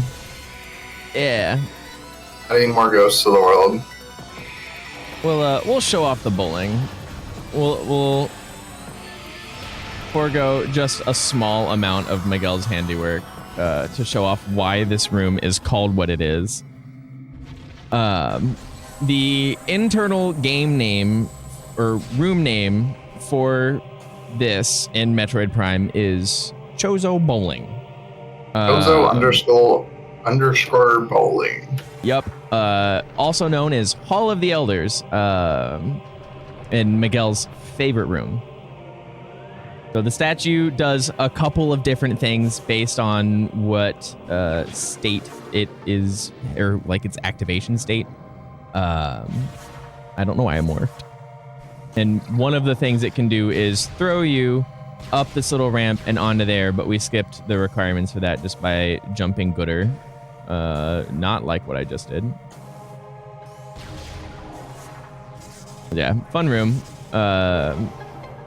This room has about 525,600 things to worry about when you are trying to work on cutscene skips. Or anything really. Yeah. I'm sure it took a long time to make. I bet they regretted having the idea to have a room like this after they sat down and scripted it. Oh, almost got it first try. So this game has, that was surprising, a bomb refill timer, and we can abuse it. Wow, I'm surprised that did not make it. I was wide out in the open and pretty high up. The right way to make a bomb refill timer is to make the timer reset on the last bomb that you've dropped, but for whatever reason, the timer starts ticking down and doesn't reset on the first bomb you lay. So the first bomb in this bomb jump sequence, Reggie's just laying it to start the refill timer. So he uses a bomb and then he gets 2 bombs. And then if he times it right, he gets 3 more bombs to use at his disposal in a rapid succession. So the refill timer to stop you from spamming a bunch of bombs and just getting a bunch of height can be abused to get up to 5 instead of up to 3, which is what they intended. All right, so we're coming up on the Life Grove area, but I'm going to pass it by. I don't have Boost Ball, and like I said, I'm not doing any half-pipe bomb jump shenanigans. You don't have to do half-pipe bomb jump if things go well, but it can end up there, so. But I have to get the Life Grove tunnel item, which is both a completion percentage and an artifact. So it's not really worth my time, IMO, to worry about it. I will get this item. Not boost. Not boost. So we are going to see the old school version of a trick, not the fancy newfangled I have boost ball, I'm going to get that last bit extra. Good old bars skip, which is just a really picky double bomb jump over a hole in the collision that is in the corner of this. Oh, that was almost it. That lets you skip needing to go the front way and end up over here. Nothing really sneaky. It's just an intended game mechanic done at the like precise limit of how high it can take you.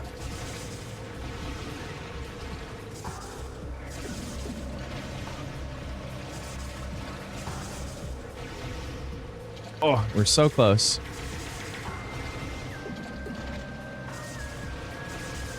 One thing that's interesting about bombs is that almost everything else in this game that like adjusts your position usually adds to your velocity. So for example, if you're in the air and you get shot, it'll add to your velocity like based on the impulse of what hits you.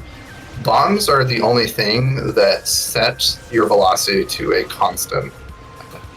So it means that bomb jumping is strictly a function of where you are vertically when the bomb goes off.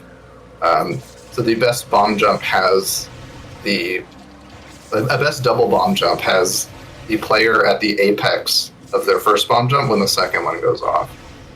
You would think, right, like more logically, if he's rising up as the bomb goes off, it would like add and you would go higher. But this is like one weird edge case with the physics system here. But it is interesting because it makes all the different variations of bomb jumps extremely consistent. And we see top level runners in top level categories like low percent. I really pushed this simple 3 bomb refill timer system to its absolute limit, to points where you can go higher than you can get with like space jump with NSJ with just some bomb jumps. Come on, bars, play nice. Yeah, this one's extra tricky because you have to get like perfect height, and There you also need a is. bit of horizontal momentum to get over the bars too. You can either be high enough but not going sideways enough, or going sideways enough and not high enough. We know this is an artifact. Yep. You can save a bomb jump here or the all-time boost. But we don't have it, sad. Yep. Boost has to be in mines. It could be biohazard, and it could be storage cave, but it's really not likely to be either of those locations. Just mathematically, it's far more likely to be in mines because of the amount of checks left. What's the bomb jump and life growth tunnel rated at? Not intermediate. Okay. Just checking.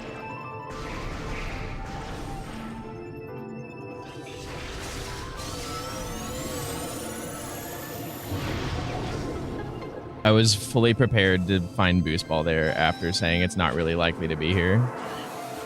How in the world did you snipe me through there? Annoying. And very rude. My memory's getting a little fuzzy here. Did you do Frigate Crash Site and Overgrown? I have not done Overgrown. I did do Frigate Crash Site. That's where I got Wave Beam. Overgrown has an artifact. Oh, we knew that. This is an artifact. Yep, this is also an art. Fun fact, sometimes your missile can just fly like between the metal there. Yep. Really funny what happens. The grate itself is not solid collision. You can shoot in between the gaps in the bars.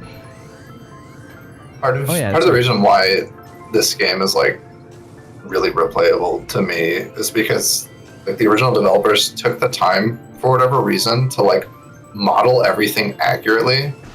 So like in a lot of games, right, a metal grate that you shoot to blow up would just be like flat collision. But for whatever reason, they modeled it so that it's like collision mesh matches neatly. And like a lot of places where it would be easy to just slap a flat wall, they made it like detailed and textured. And like with these movement abuses that weren't even intended, combined with like the incredible level of detail of rule design, especially for a game of this age, it makes the game world really interesting to explore, even at a high level.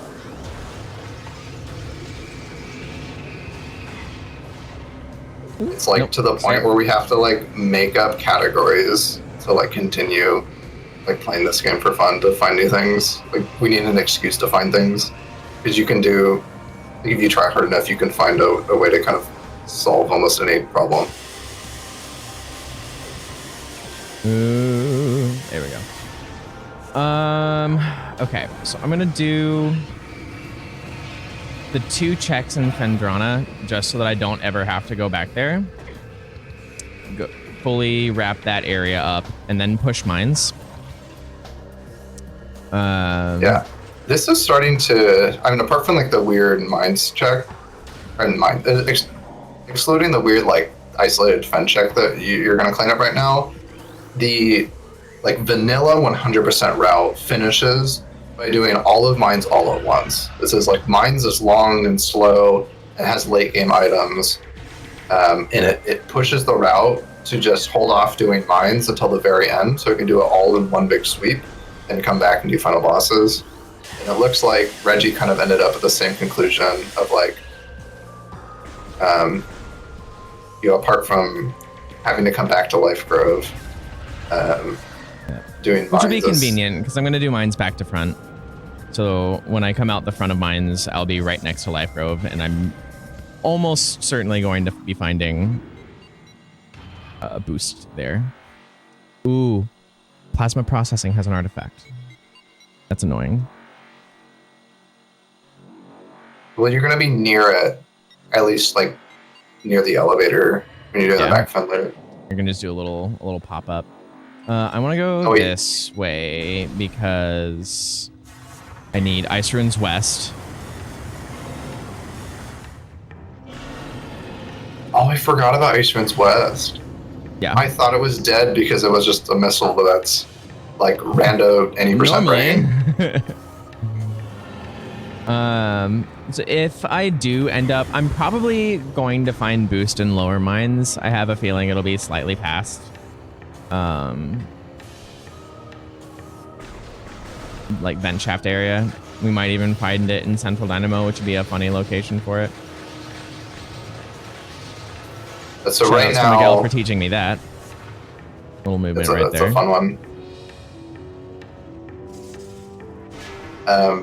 Basically, from the way that I think you're routing this, no matter where you find boost, it's not going to change the order of items collected. So we have a plan. We're acting it to beat the game, right? Pardon? Sorry, I was planning. So we're here. Ice Ruins West. Yes. Storage Cave. Yes. Mines. Plasma processing. If I find boost. Oh, because that's boost locked. I don't know how to do Claris strat for that. No, it's boost locked. Let's just call it boost locked. Yeah. Or no, I know I was being small brain about something. Because I like an hour ago I was saying like we're missing boost, and it doesn't really lock anything. It locks Life Grove Tunnel because halfway bumped up to get out, and it locks plasma processing because there's spinners that you can't manipulate, unlike almost all the other spinners which you can't manipulate. These very dear friends of mine flying in this room are going to bother me, so I'm going to take the time to kill them before I climb. Everybody loves the flying pirates. They're just a delight. The life of every party. Skipping that puzzle's fun. Puzzle's really slow. Just stand on things. Alright. You got Chad asking if you've checked Lava Lake.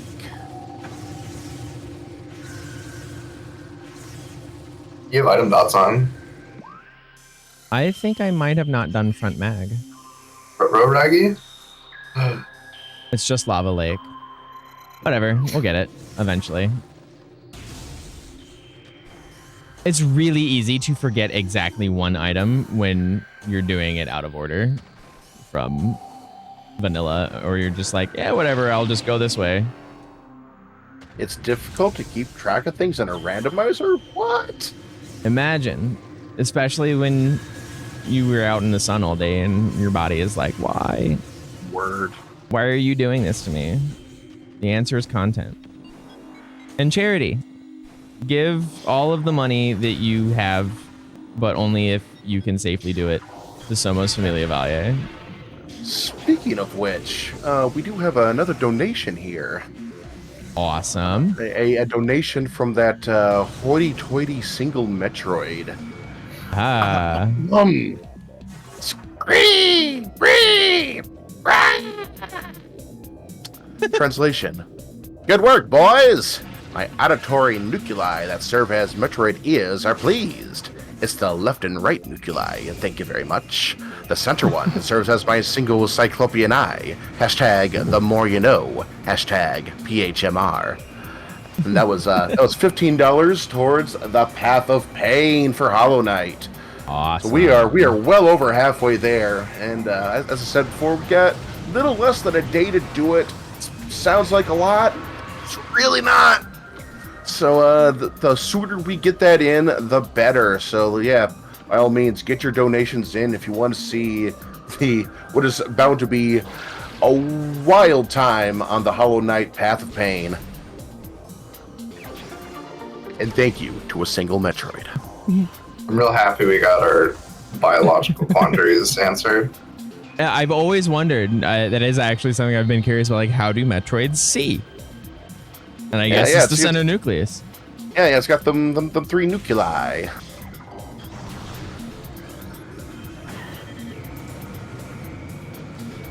One weird Metroid behavior about this game is that before they attack you, they always want to move to be in front of you. Like, they have to make it personal before they'll, like, go in for the lunge. There's, like, a code of, like, honor or something in there. If, like, face your prey face on and then go. If I recall correctly, those mock droids only have a single nuclei, don't they? That might be the case. Ah, so those are the death Metroids.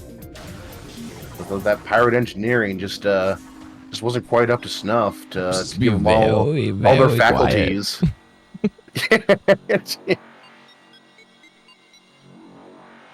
I hope Metroid Prime 4 is a stealth section. I hope Metroid Prime 4 exists. Yeah, I was just going to say, I hope Metroid Prime 4 comes out. Although, knowing Samus and her incredibly long toes, she's just going to kick a can over in a room somewhere. There's a joke in the Prime games that the little bit of extra height that you would need to get a jump if you don't make it is because of Samus's long toes. That, all that extra DNA she's got from that petri dish that consists of Samus, among many other things, it gives her extra long toes. I'm trying to think of how far into mines Boost Ball can be with intermediate settings. With Phazon Suit, I'm pretty sure that it can be all the way. It can be all the way down. The long toes are the bird DNA, according to chat.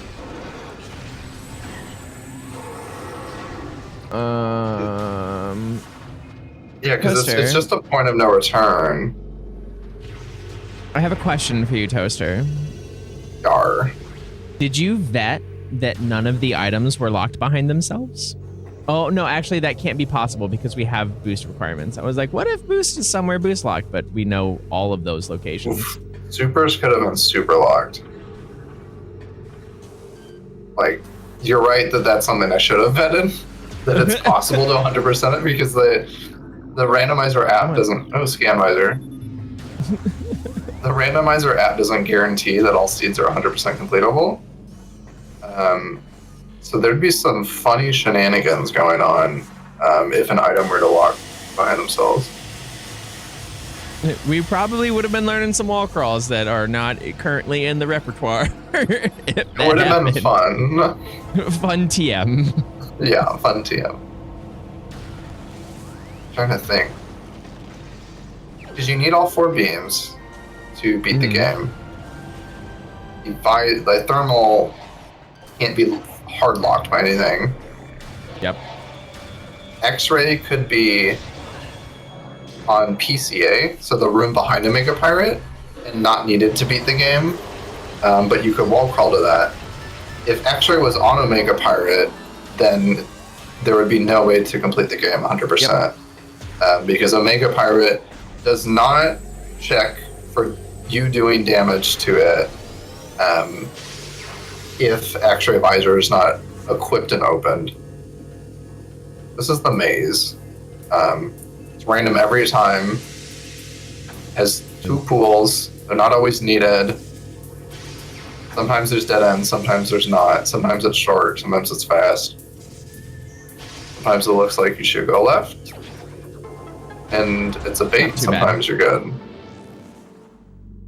Like, a part of the run where it asks you to be like, hey, real quick, what's 12 times 13? And you're like, oh, I'm playing a video game, leave me alone. Normally I would go just directly underneath the firing squad, but without boost, I'm not gonna just get bullied by these very delightful turrets in this room that totally have never been a bother to anybody in their entire life.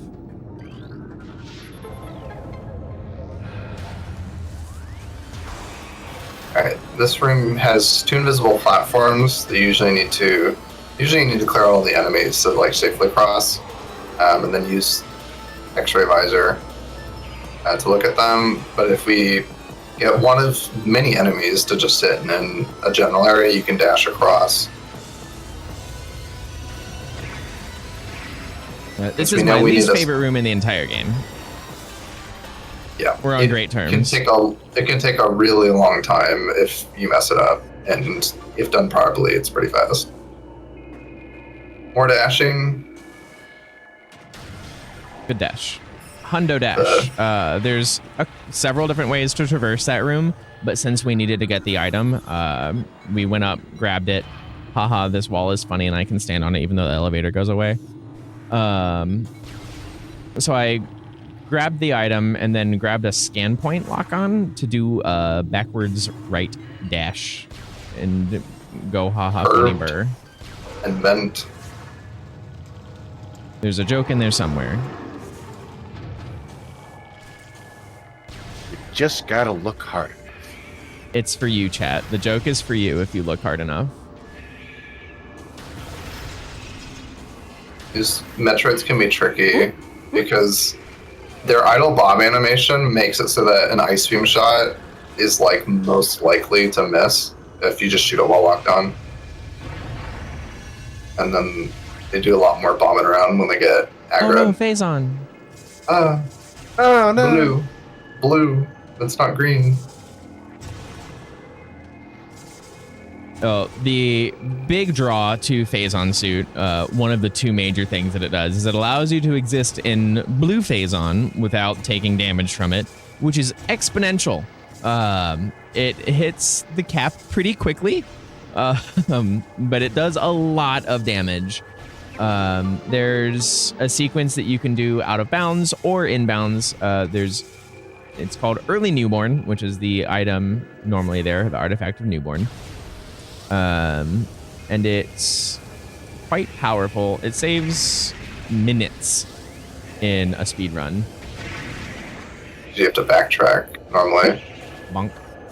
Let's go this In way. Randomizer, when playing on pretty typical logic, it's the only place in the game. It's the one and only check that phase on suit locks. Like 99% of the time, phase on suit. That Metroid came out of the ground and did not die. That was special. Normally, if Metroids go out of bounds, they die. Also, Metroids really, really love doors. I don't have boost ball. I don't know why I'm doing muscle memory movement. It'll work anyways, just force it. Yeah. More dashing. Got this. Powerbomb? As emoji? No, that's right. I We have have plenty. 12 I think I have E-tanks? 5 power bombs. Yeah. Yeah, we have 12 11 E-tanks. We're missing 3. Okay. And we're missing 30 divided by 5 missiles. I'll leave that to the scholars to figure out what number that is. We have all of the checks in upper mine still. Yep. Usually, this would be like one of the last few checks in the game that we do in vanilla. But we're going to do it now just because I was suspicious of... that's early. Yeah. The AI is bad, and you can strafe around it if you skip the cutscene while on the side, so you can shoot him without him trying to defend himself. And then he tried to lay a power bomb to skip these 2 pirates, but it's okay because they're power pirates, which means he has enough time to kill them, unlike the wave pirates, before this the damage cycle starts. If he does this right, he'll be done in a single cycle, which saves a lot of time over 2 cycles. So he saves half the time. He's going to do the 100% strat, which is to start with 2 missiles and a super missile. He's being careful and really deliberate to do a certain amount of damage so that the fight ends appropriately. So there's a method to predicting where Omega Pirate spawns. Omega Pirate always spawns in the pool furthest away from the player, which isn't the pool that Omega Pirate last spawned at. Nice thermal visor. Yeah.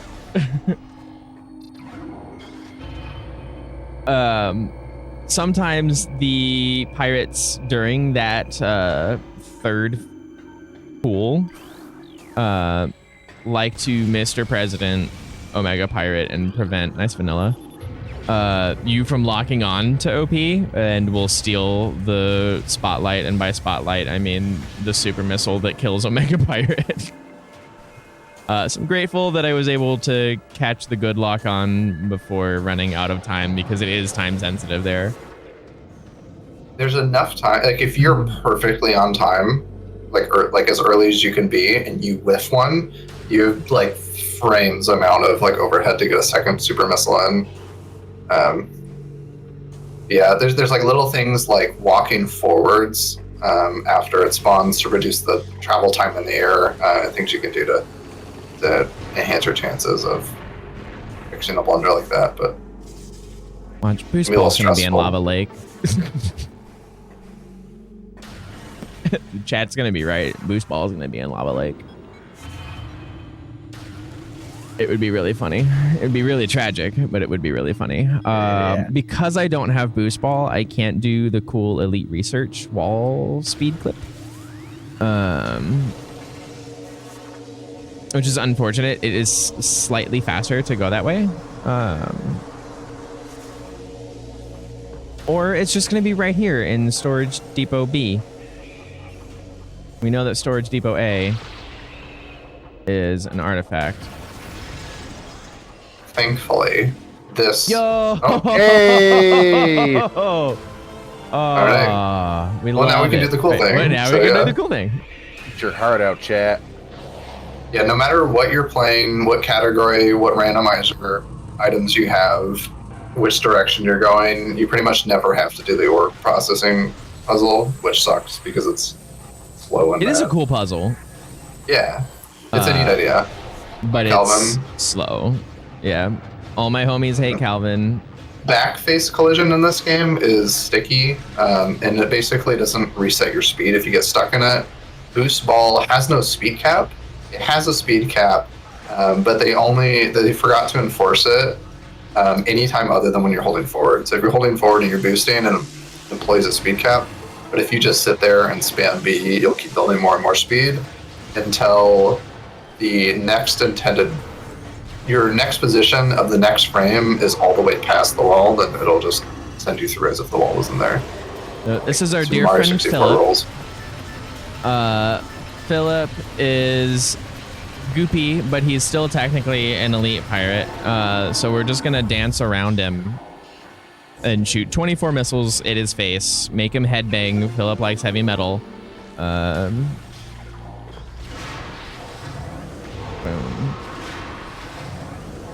Boom. Enough said. Yep. That is normally the artifact of warrior. Warrior. Because you gotta fight the guy. Because you gotta fight the guy, but not located in the room called Warrior Shrine. we love the way that the artifacts were distributed. And the sun artifact is in a sun chamber. It's in some frozen hands.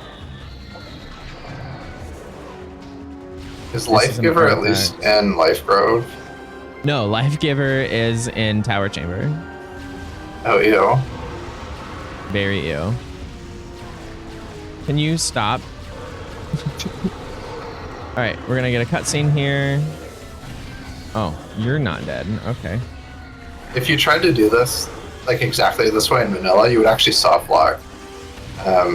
There's this cool thing where the doors don't, basically the doors lock in vanilla when you reach the front door, but it doesn't check to unlock until after you've killed a certain number of enemies, and it doesn't start keeping track of that count of enemies until you've locked the door. So if you kill even one enemy before locking the door, coming backwards in a sequence breaking way like this, then you would actually soft lock, but Randomizer fixes that. Randomizer also has a quality of life improvement. Pre-scans this barrier for you if it detects you're coming backwards. So otherwise there'd be a barrier here and you couldn't leave this way. No, it is one of the quality of life features that we do have turned on, just because it makes routing more kind, and we already probably have to do a lot of backtracking because of item requirements / totally forgetting that Lava Lake is a room that has an item. Nobody's ever done that before, especially not me right now. I forgot too, and I'm watching you. I shot a pirate. Yeah, with the slope jump Reggie did, he bypassed a trigger that makes him angry. Rare boxes. No power bombs. Your boxes are a lie. Okay. We have 2 artifacts remaining. Yes. Okay. We have 8 power bombs, so we're good. We have Life Grove Tunnel and Plasma Processing left for artifacts, which we're coming right up on Life Grove Tunnel. Plasma Processing is an easy get. Unfortunately, I have 2 very far apart items from each other in Magmor to pick up. That is slightly annoying.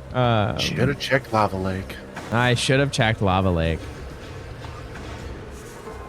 It's funny is like you were even talking about it. I didn't like entertain the conversation, but you were like, Lava Lake.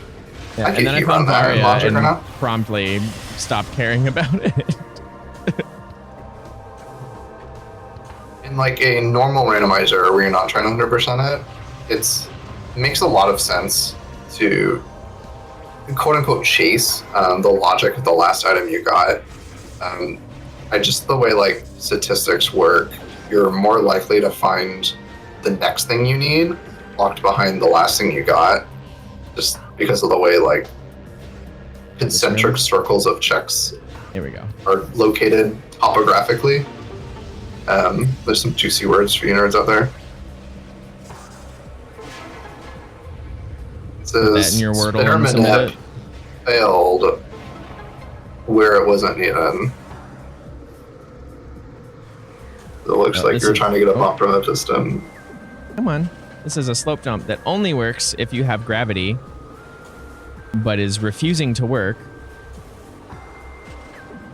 actually got patched in version 0.00. Where's my slope? Is my slope gone? Oh no, it's earlier. It's further back. That's interesting. I could have sworn that it was right at the lip of the spinner, but I was very clearly mistaken. I was today's years old.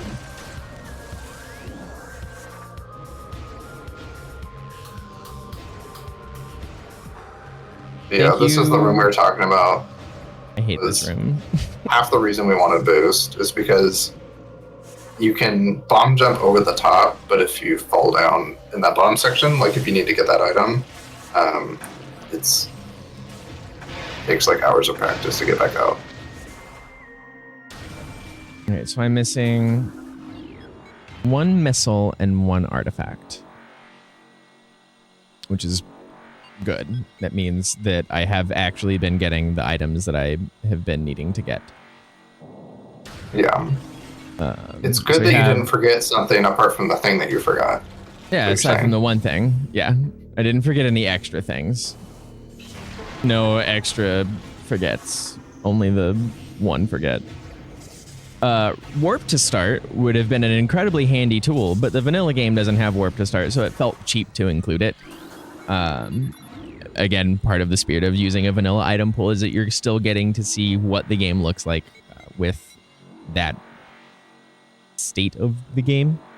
What do you mean by warp to start? Is there like a fast travel option that the randomizer gives you? It is, yeah. It's a randomizer feature that allows you to go into a save station, deny saving at the save station while holding the L and R trigger, and it will warp you to your starting location.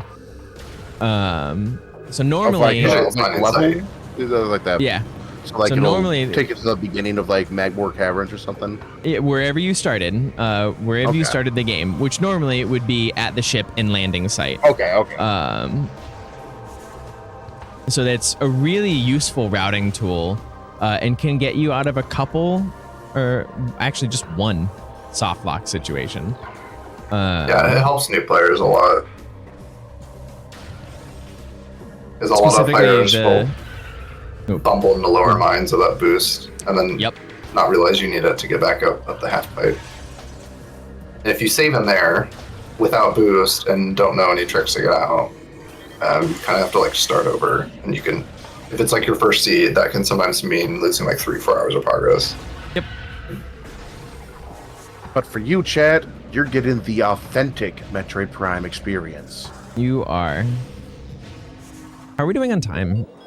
I feel like I've like what? Like an hour 50? About an hour 50, yep. Okay. That's pretty good. We'll finish well under estimate. Probably about 20 under, which is good.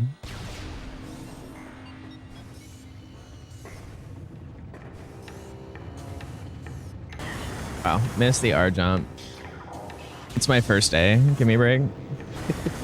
I've literally never played this game before.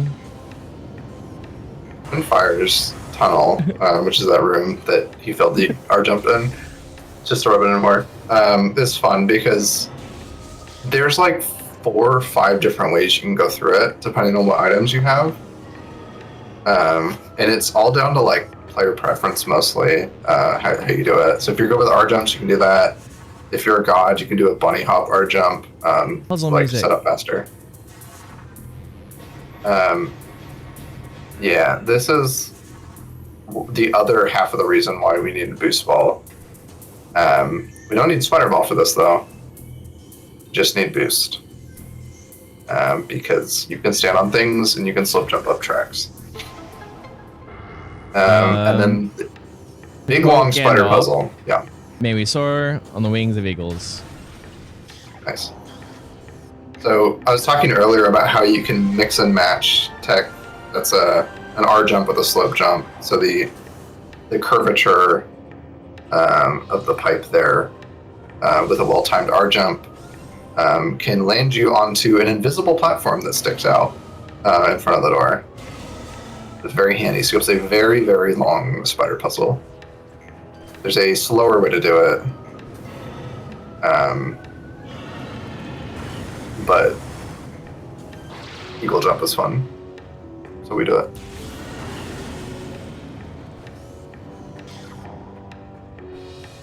All right, so we're gonna go back for Lava Lake, which we're pretty close to. It will not take very long to get there. And then once we have Lava Lake, we can rush final bosses, which will be cool. I will be showing you all of the final boss fights. There is a series of out-of-bounds movements that can be used to skip one phase of the final boss of the game. I do know how to do the wall crawl for it, but I am not confident in my ability to pull it off first try. So we will not be featuring that today. Plus, it's more fun to watch the boss anyway. Mm-hmm. And on our way there, we got time for another donation? We sure do. All right. I feel like we're a bit late on this one, but it is $5 from Philip. Says, no bully, please. With love, Philip. Hashtag PHMR. Unfortunately, Phillip, I love to bully you. We bullied the heck out of Philip. Yeah. Oh, I'm sorry, 24 buddy. times in the face. Yeah, you got, with explosives. Got hella bullied. But he was nice enough to put that towards the Hollow Knight Path of Pain. So thank Thanks, you Phillip. for your sacrifice, Philip. It's going towards a good cause. Sorry about your face. I am not sorry, but I have managed to touch all 3 Tyreclops in this room. I'm amazing. They're bullying you for bullying Philip. It's a vicious karma. cycle. Yeah. What's interesting is it's probably faster RTA, like real time, to go to final bosses this way, but it's probably faster in-game time to go through Chozo Ruins. It is faster IGT to go back through Chozo. Oh, no. And Mr. McWell saying that he feels like making a mod that heavily buffs Philip now. Uh-oh. Well, somebody that we know may or may not have tools eventually, TM, to edit stats for enemies on demand. Yeah, make Philip the final boss. Toaster, in addition to being my co-commentator, is also a very talented hackermans and has adopted... BRB changing my Discord bio to Hackerman. Sorry, continue. Toaster has adopted the patcher for Prime, which is called Random Prime, originally developed by April Wade, correct? Yeah, sympathetic. And okay. And it's really, really powerful. And Toaster has added a lot of new things to it, to the point where we can make actual ROM hacks of Metroid Prime, which is really cool. And the feature set just continues to grow. So it's really awesome. The big oof is no one's taken the time to develop a workflow for editing level geometry, but we're getting close to being able to hold by for ship dash. Yeah, ship dash, woo! Time is coming up in approximately 7 minutes. I kind of forgot to give the 20-minute warning. Oh, all right. We're gonna go fight a dragon, boil a crab, and deep fry some calamari. Nice.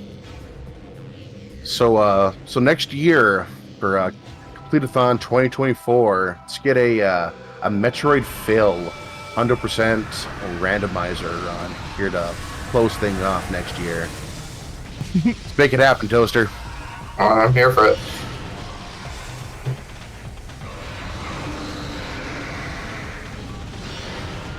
YOLO! Wow.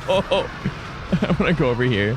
I'm gonna not get my fancy setup to avoid bad Ridley RNG, but I will take it for getting flyby skip. I want to talk about chicken. Yeah, there's a lot of things going on here. I'm already all the way through it, so Ridley has a flying phase and a ground phase. We have just in general a really easy way to get through the entire flying phase, which is to boost into Ridley's toenails. I don't know why toenails keeps coming up. But boost ball does damage every frame, and Ridley's vulnerable to it, so boosting into... And Ridley's dead. Please clap. You Metroid fans and your feet. I guess that says something about us, doesn't it?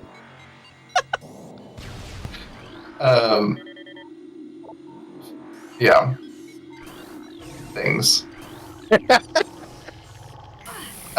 Basically, Reggie hit Ridley pretty much, I think, framed perfectly to get Ridley to land sooner, to save time so that he could boost the toe sooner, because we can't wait to boost toes.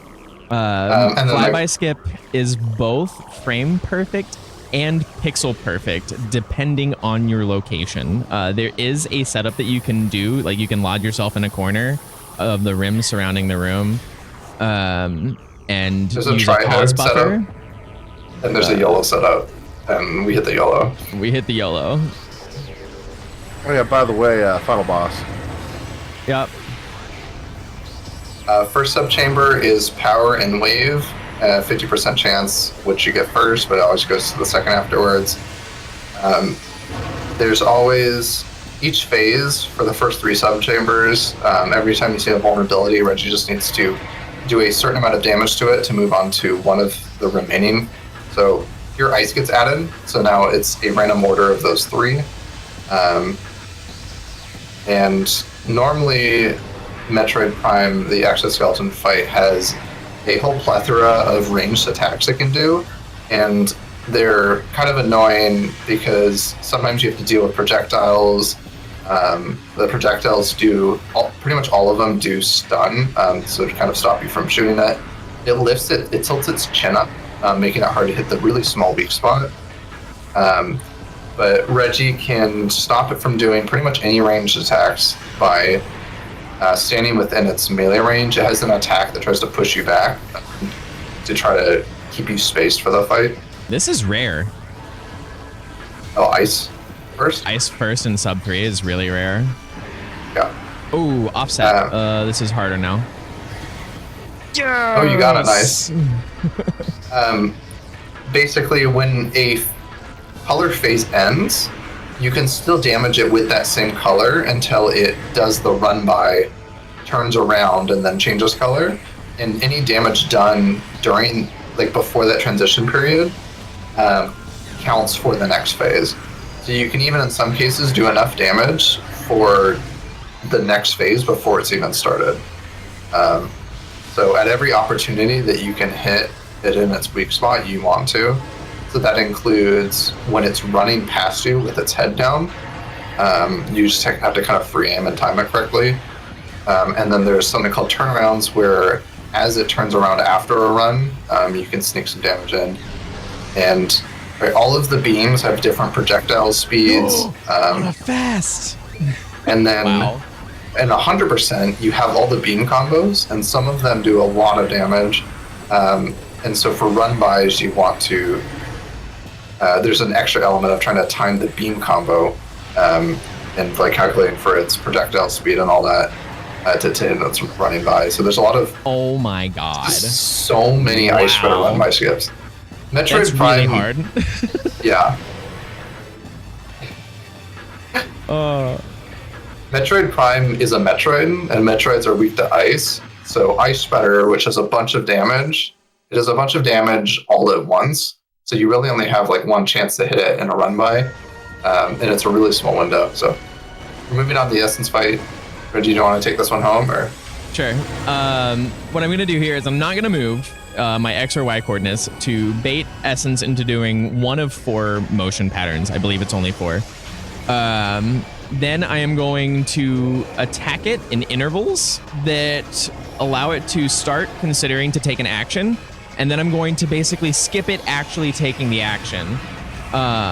So I'm going to do... Oh, I stepped out of the pool. Amazing. I'm going to basically tap this. I'm going to do 2 pulls of attack cancels.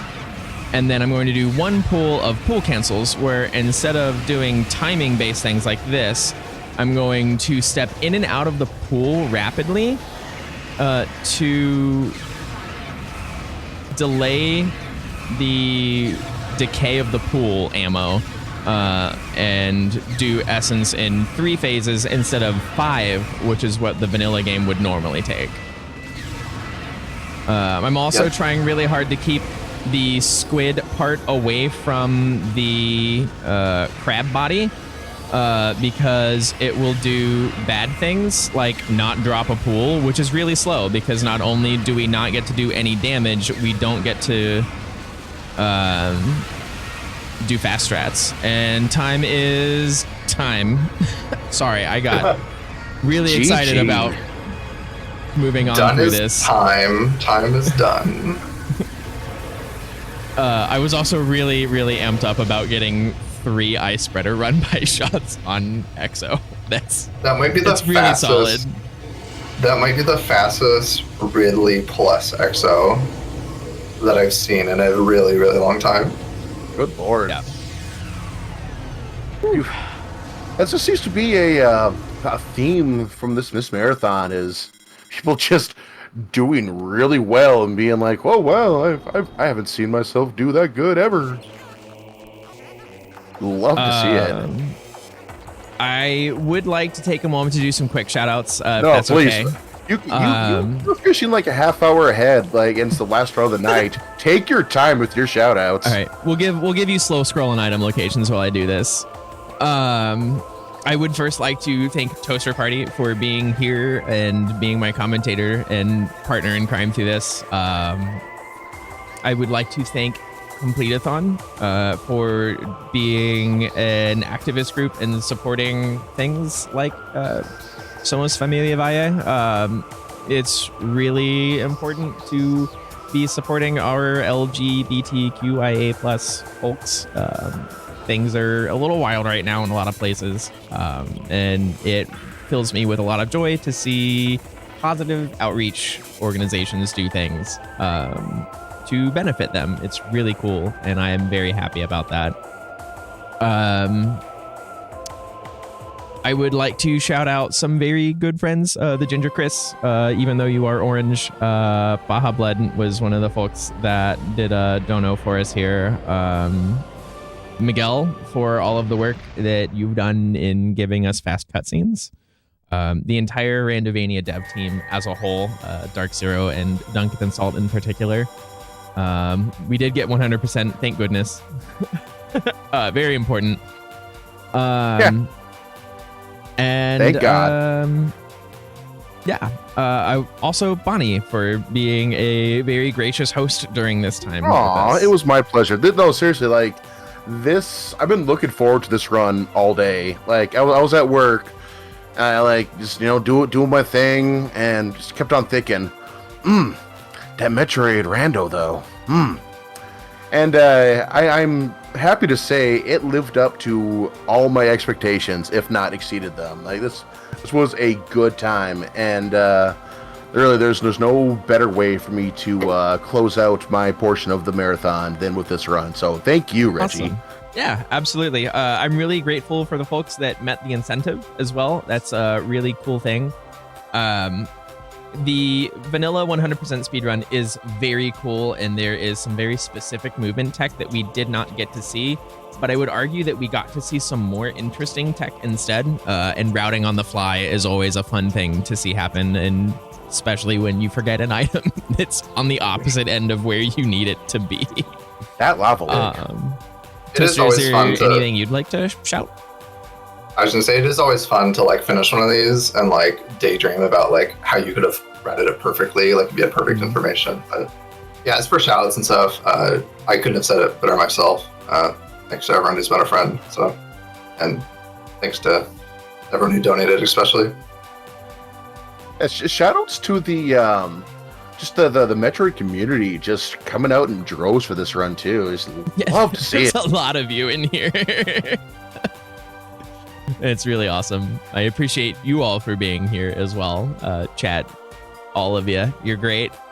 Without you, literally none of this would be possible. So you're kind of the backbone of it all here, especially since these donos are coming in from you. You're as much of a part of the activism and positive outreach and change as the organizers and the people in the event are. You did good, chat. You did good. You did good. You're great. We love you. We support you. Pinch those little cheeks. You did good, kid. All right, get me off this microphone before I continue to humiliate myself and say goofy things. All right, thank you so much, Reggie and Toaster. You did good work too, and we're happy to have you here tonight.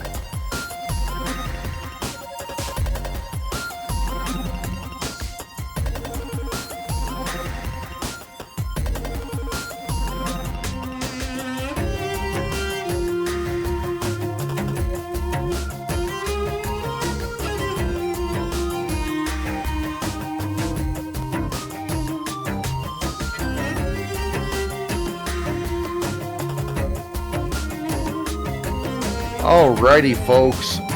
Give it up one more time for everybody's favorite uncle, Reggie, as well as the dulcet tones of Hackerman Extraordinaire Toaster on commentary there. One hell of a run. Like I said, I was super excited for that one, and it surpassed all my expectations. There's no better way that we could have ended day. Is that 4? Yeah, day 4 of Completithon 2023 here. And unfortunately, that is going to be it for my portion of this marathon. It's been an absolute honor and pleasure to be here raising money for a great cause. We are over $1,100 here raised for Somos Familia Vahe. And they are doing fantastic work themselves. Really important work for really supporting everyone in the San Fernando area, all the LGBTQ plus community over there. And as Reggie said, times are wild right now. So it is especially important these days. We are not done though. We will be back tomorrow with starting with some Kingdom Hearts 2 Final Mix Randomizer. That is coming up in, let me just check the schedule here. It's going to be at 10 a.m. Eastern Daytime. So be there for that. It's going to be a good time. We got actually quite a few good runs coming tomorrow. We got that Ratchet and Clank Rift Apart run. We still got the incentive open to see which weapon you want to switch to. We got the Zelda Link to the Past run. That's always a good time. Super Meat Boy, and we are finishing things off with Hollow Knight, which we are a little over halfway there to getting the Path of Pain incentive met. And as I've been saying all night, it's going to be a doozy watching that one. It's going to be a wild time. You want to make our runners sweat. Let's let them do the Path of Pain. And that can only happen if we get to $200 of that. And like I said, halfway there, it is easily doable by the end of the day tomorrow. So let's do it to it. However, that's about it for me. Like I said, huge shout outs to all the event team organizers, Osmorn and Genesis, everyone else on the team. It has been, thank you so much for letting me lend my voice to this great cause here, and I'd be happy to work with any of you again. Looking forward to the next event. Shout outs to everyone who came over from the volunteer fam Discord server. You know who you are. It's always a pleasure to work with you as well, and I'm looking forward to seeing you wherever that may be, whenever that may be. We are going to be rating a variety pack here in just a few moments. She ran BioShock Infinite. Was that last night? I want to say that was last night. It was another heck of a run. So let's go show her some love. Yeah, that is about all I got here.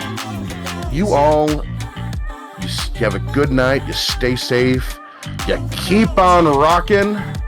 You take my love and vaya con Dios.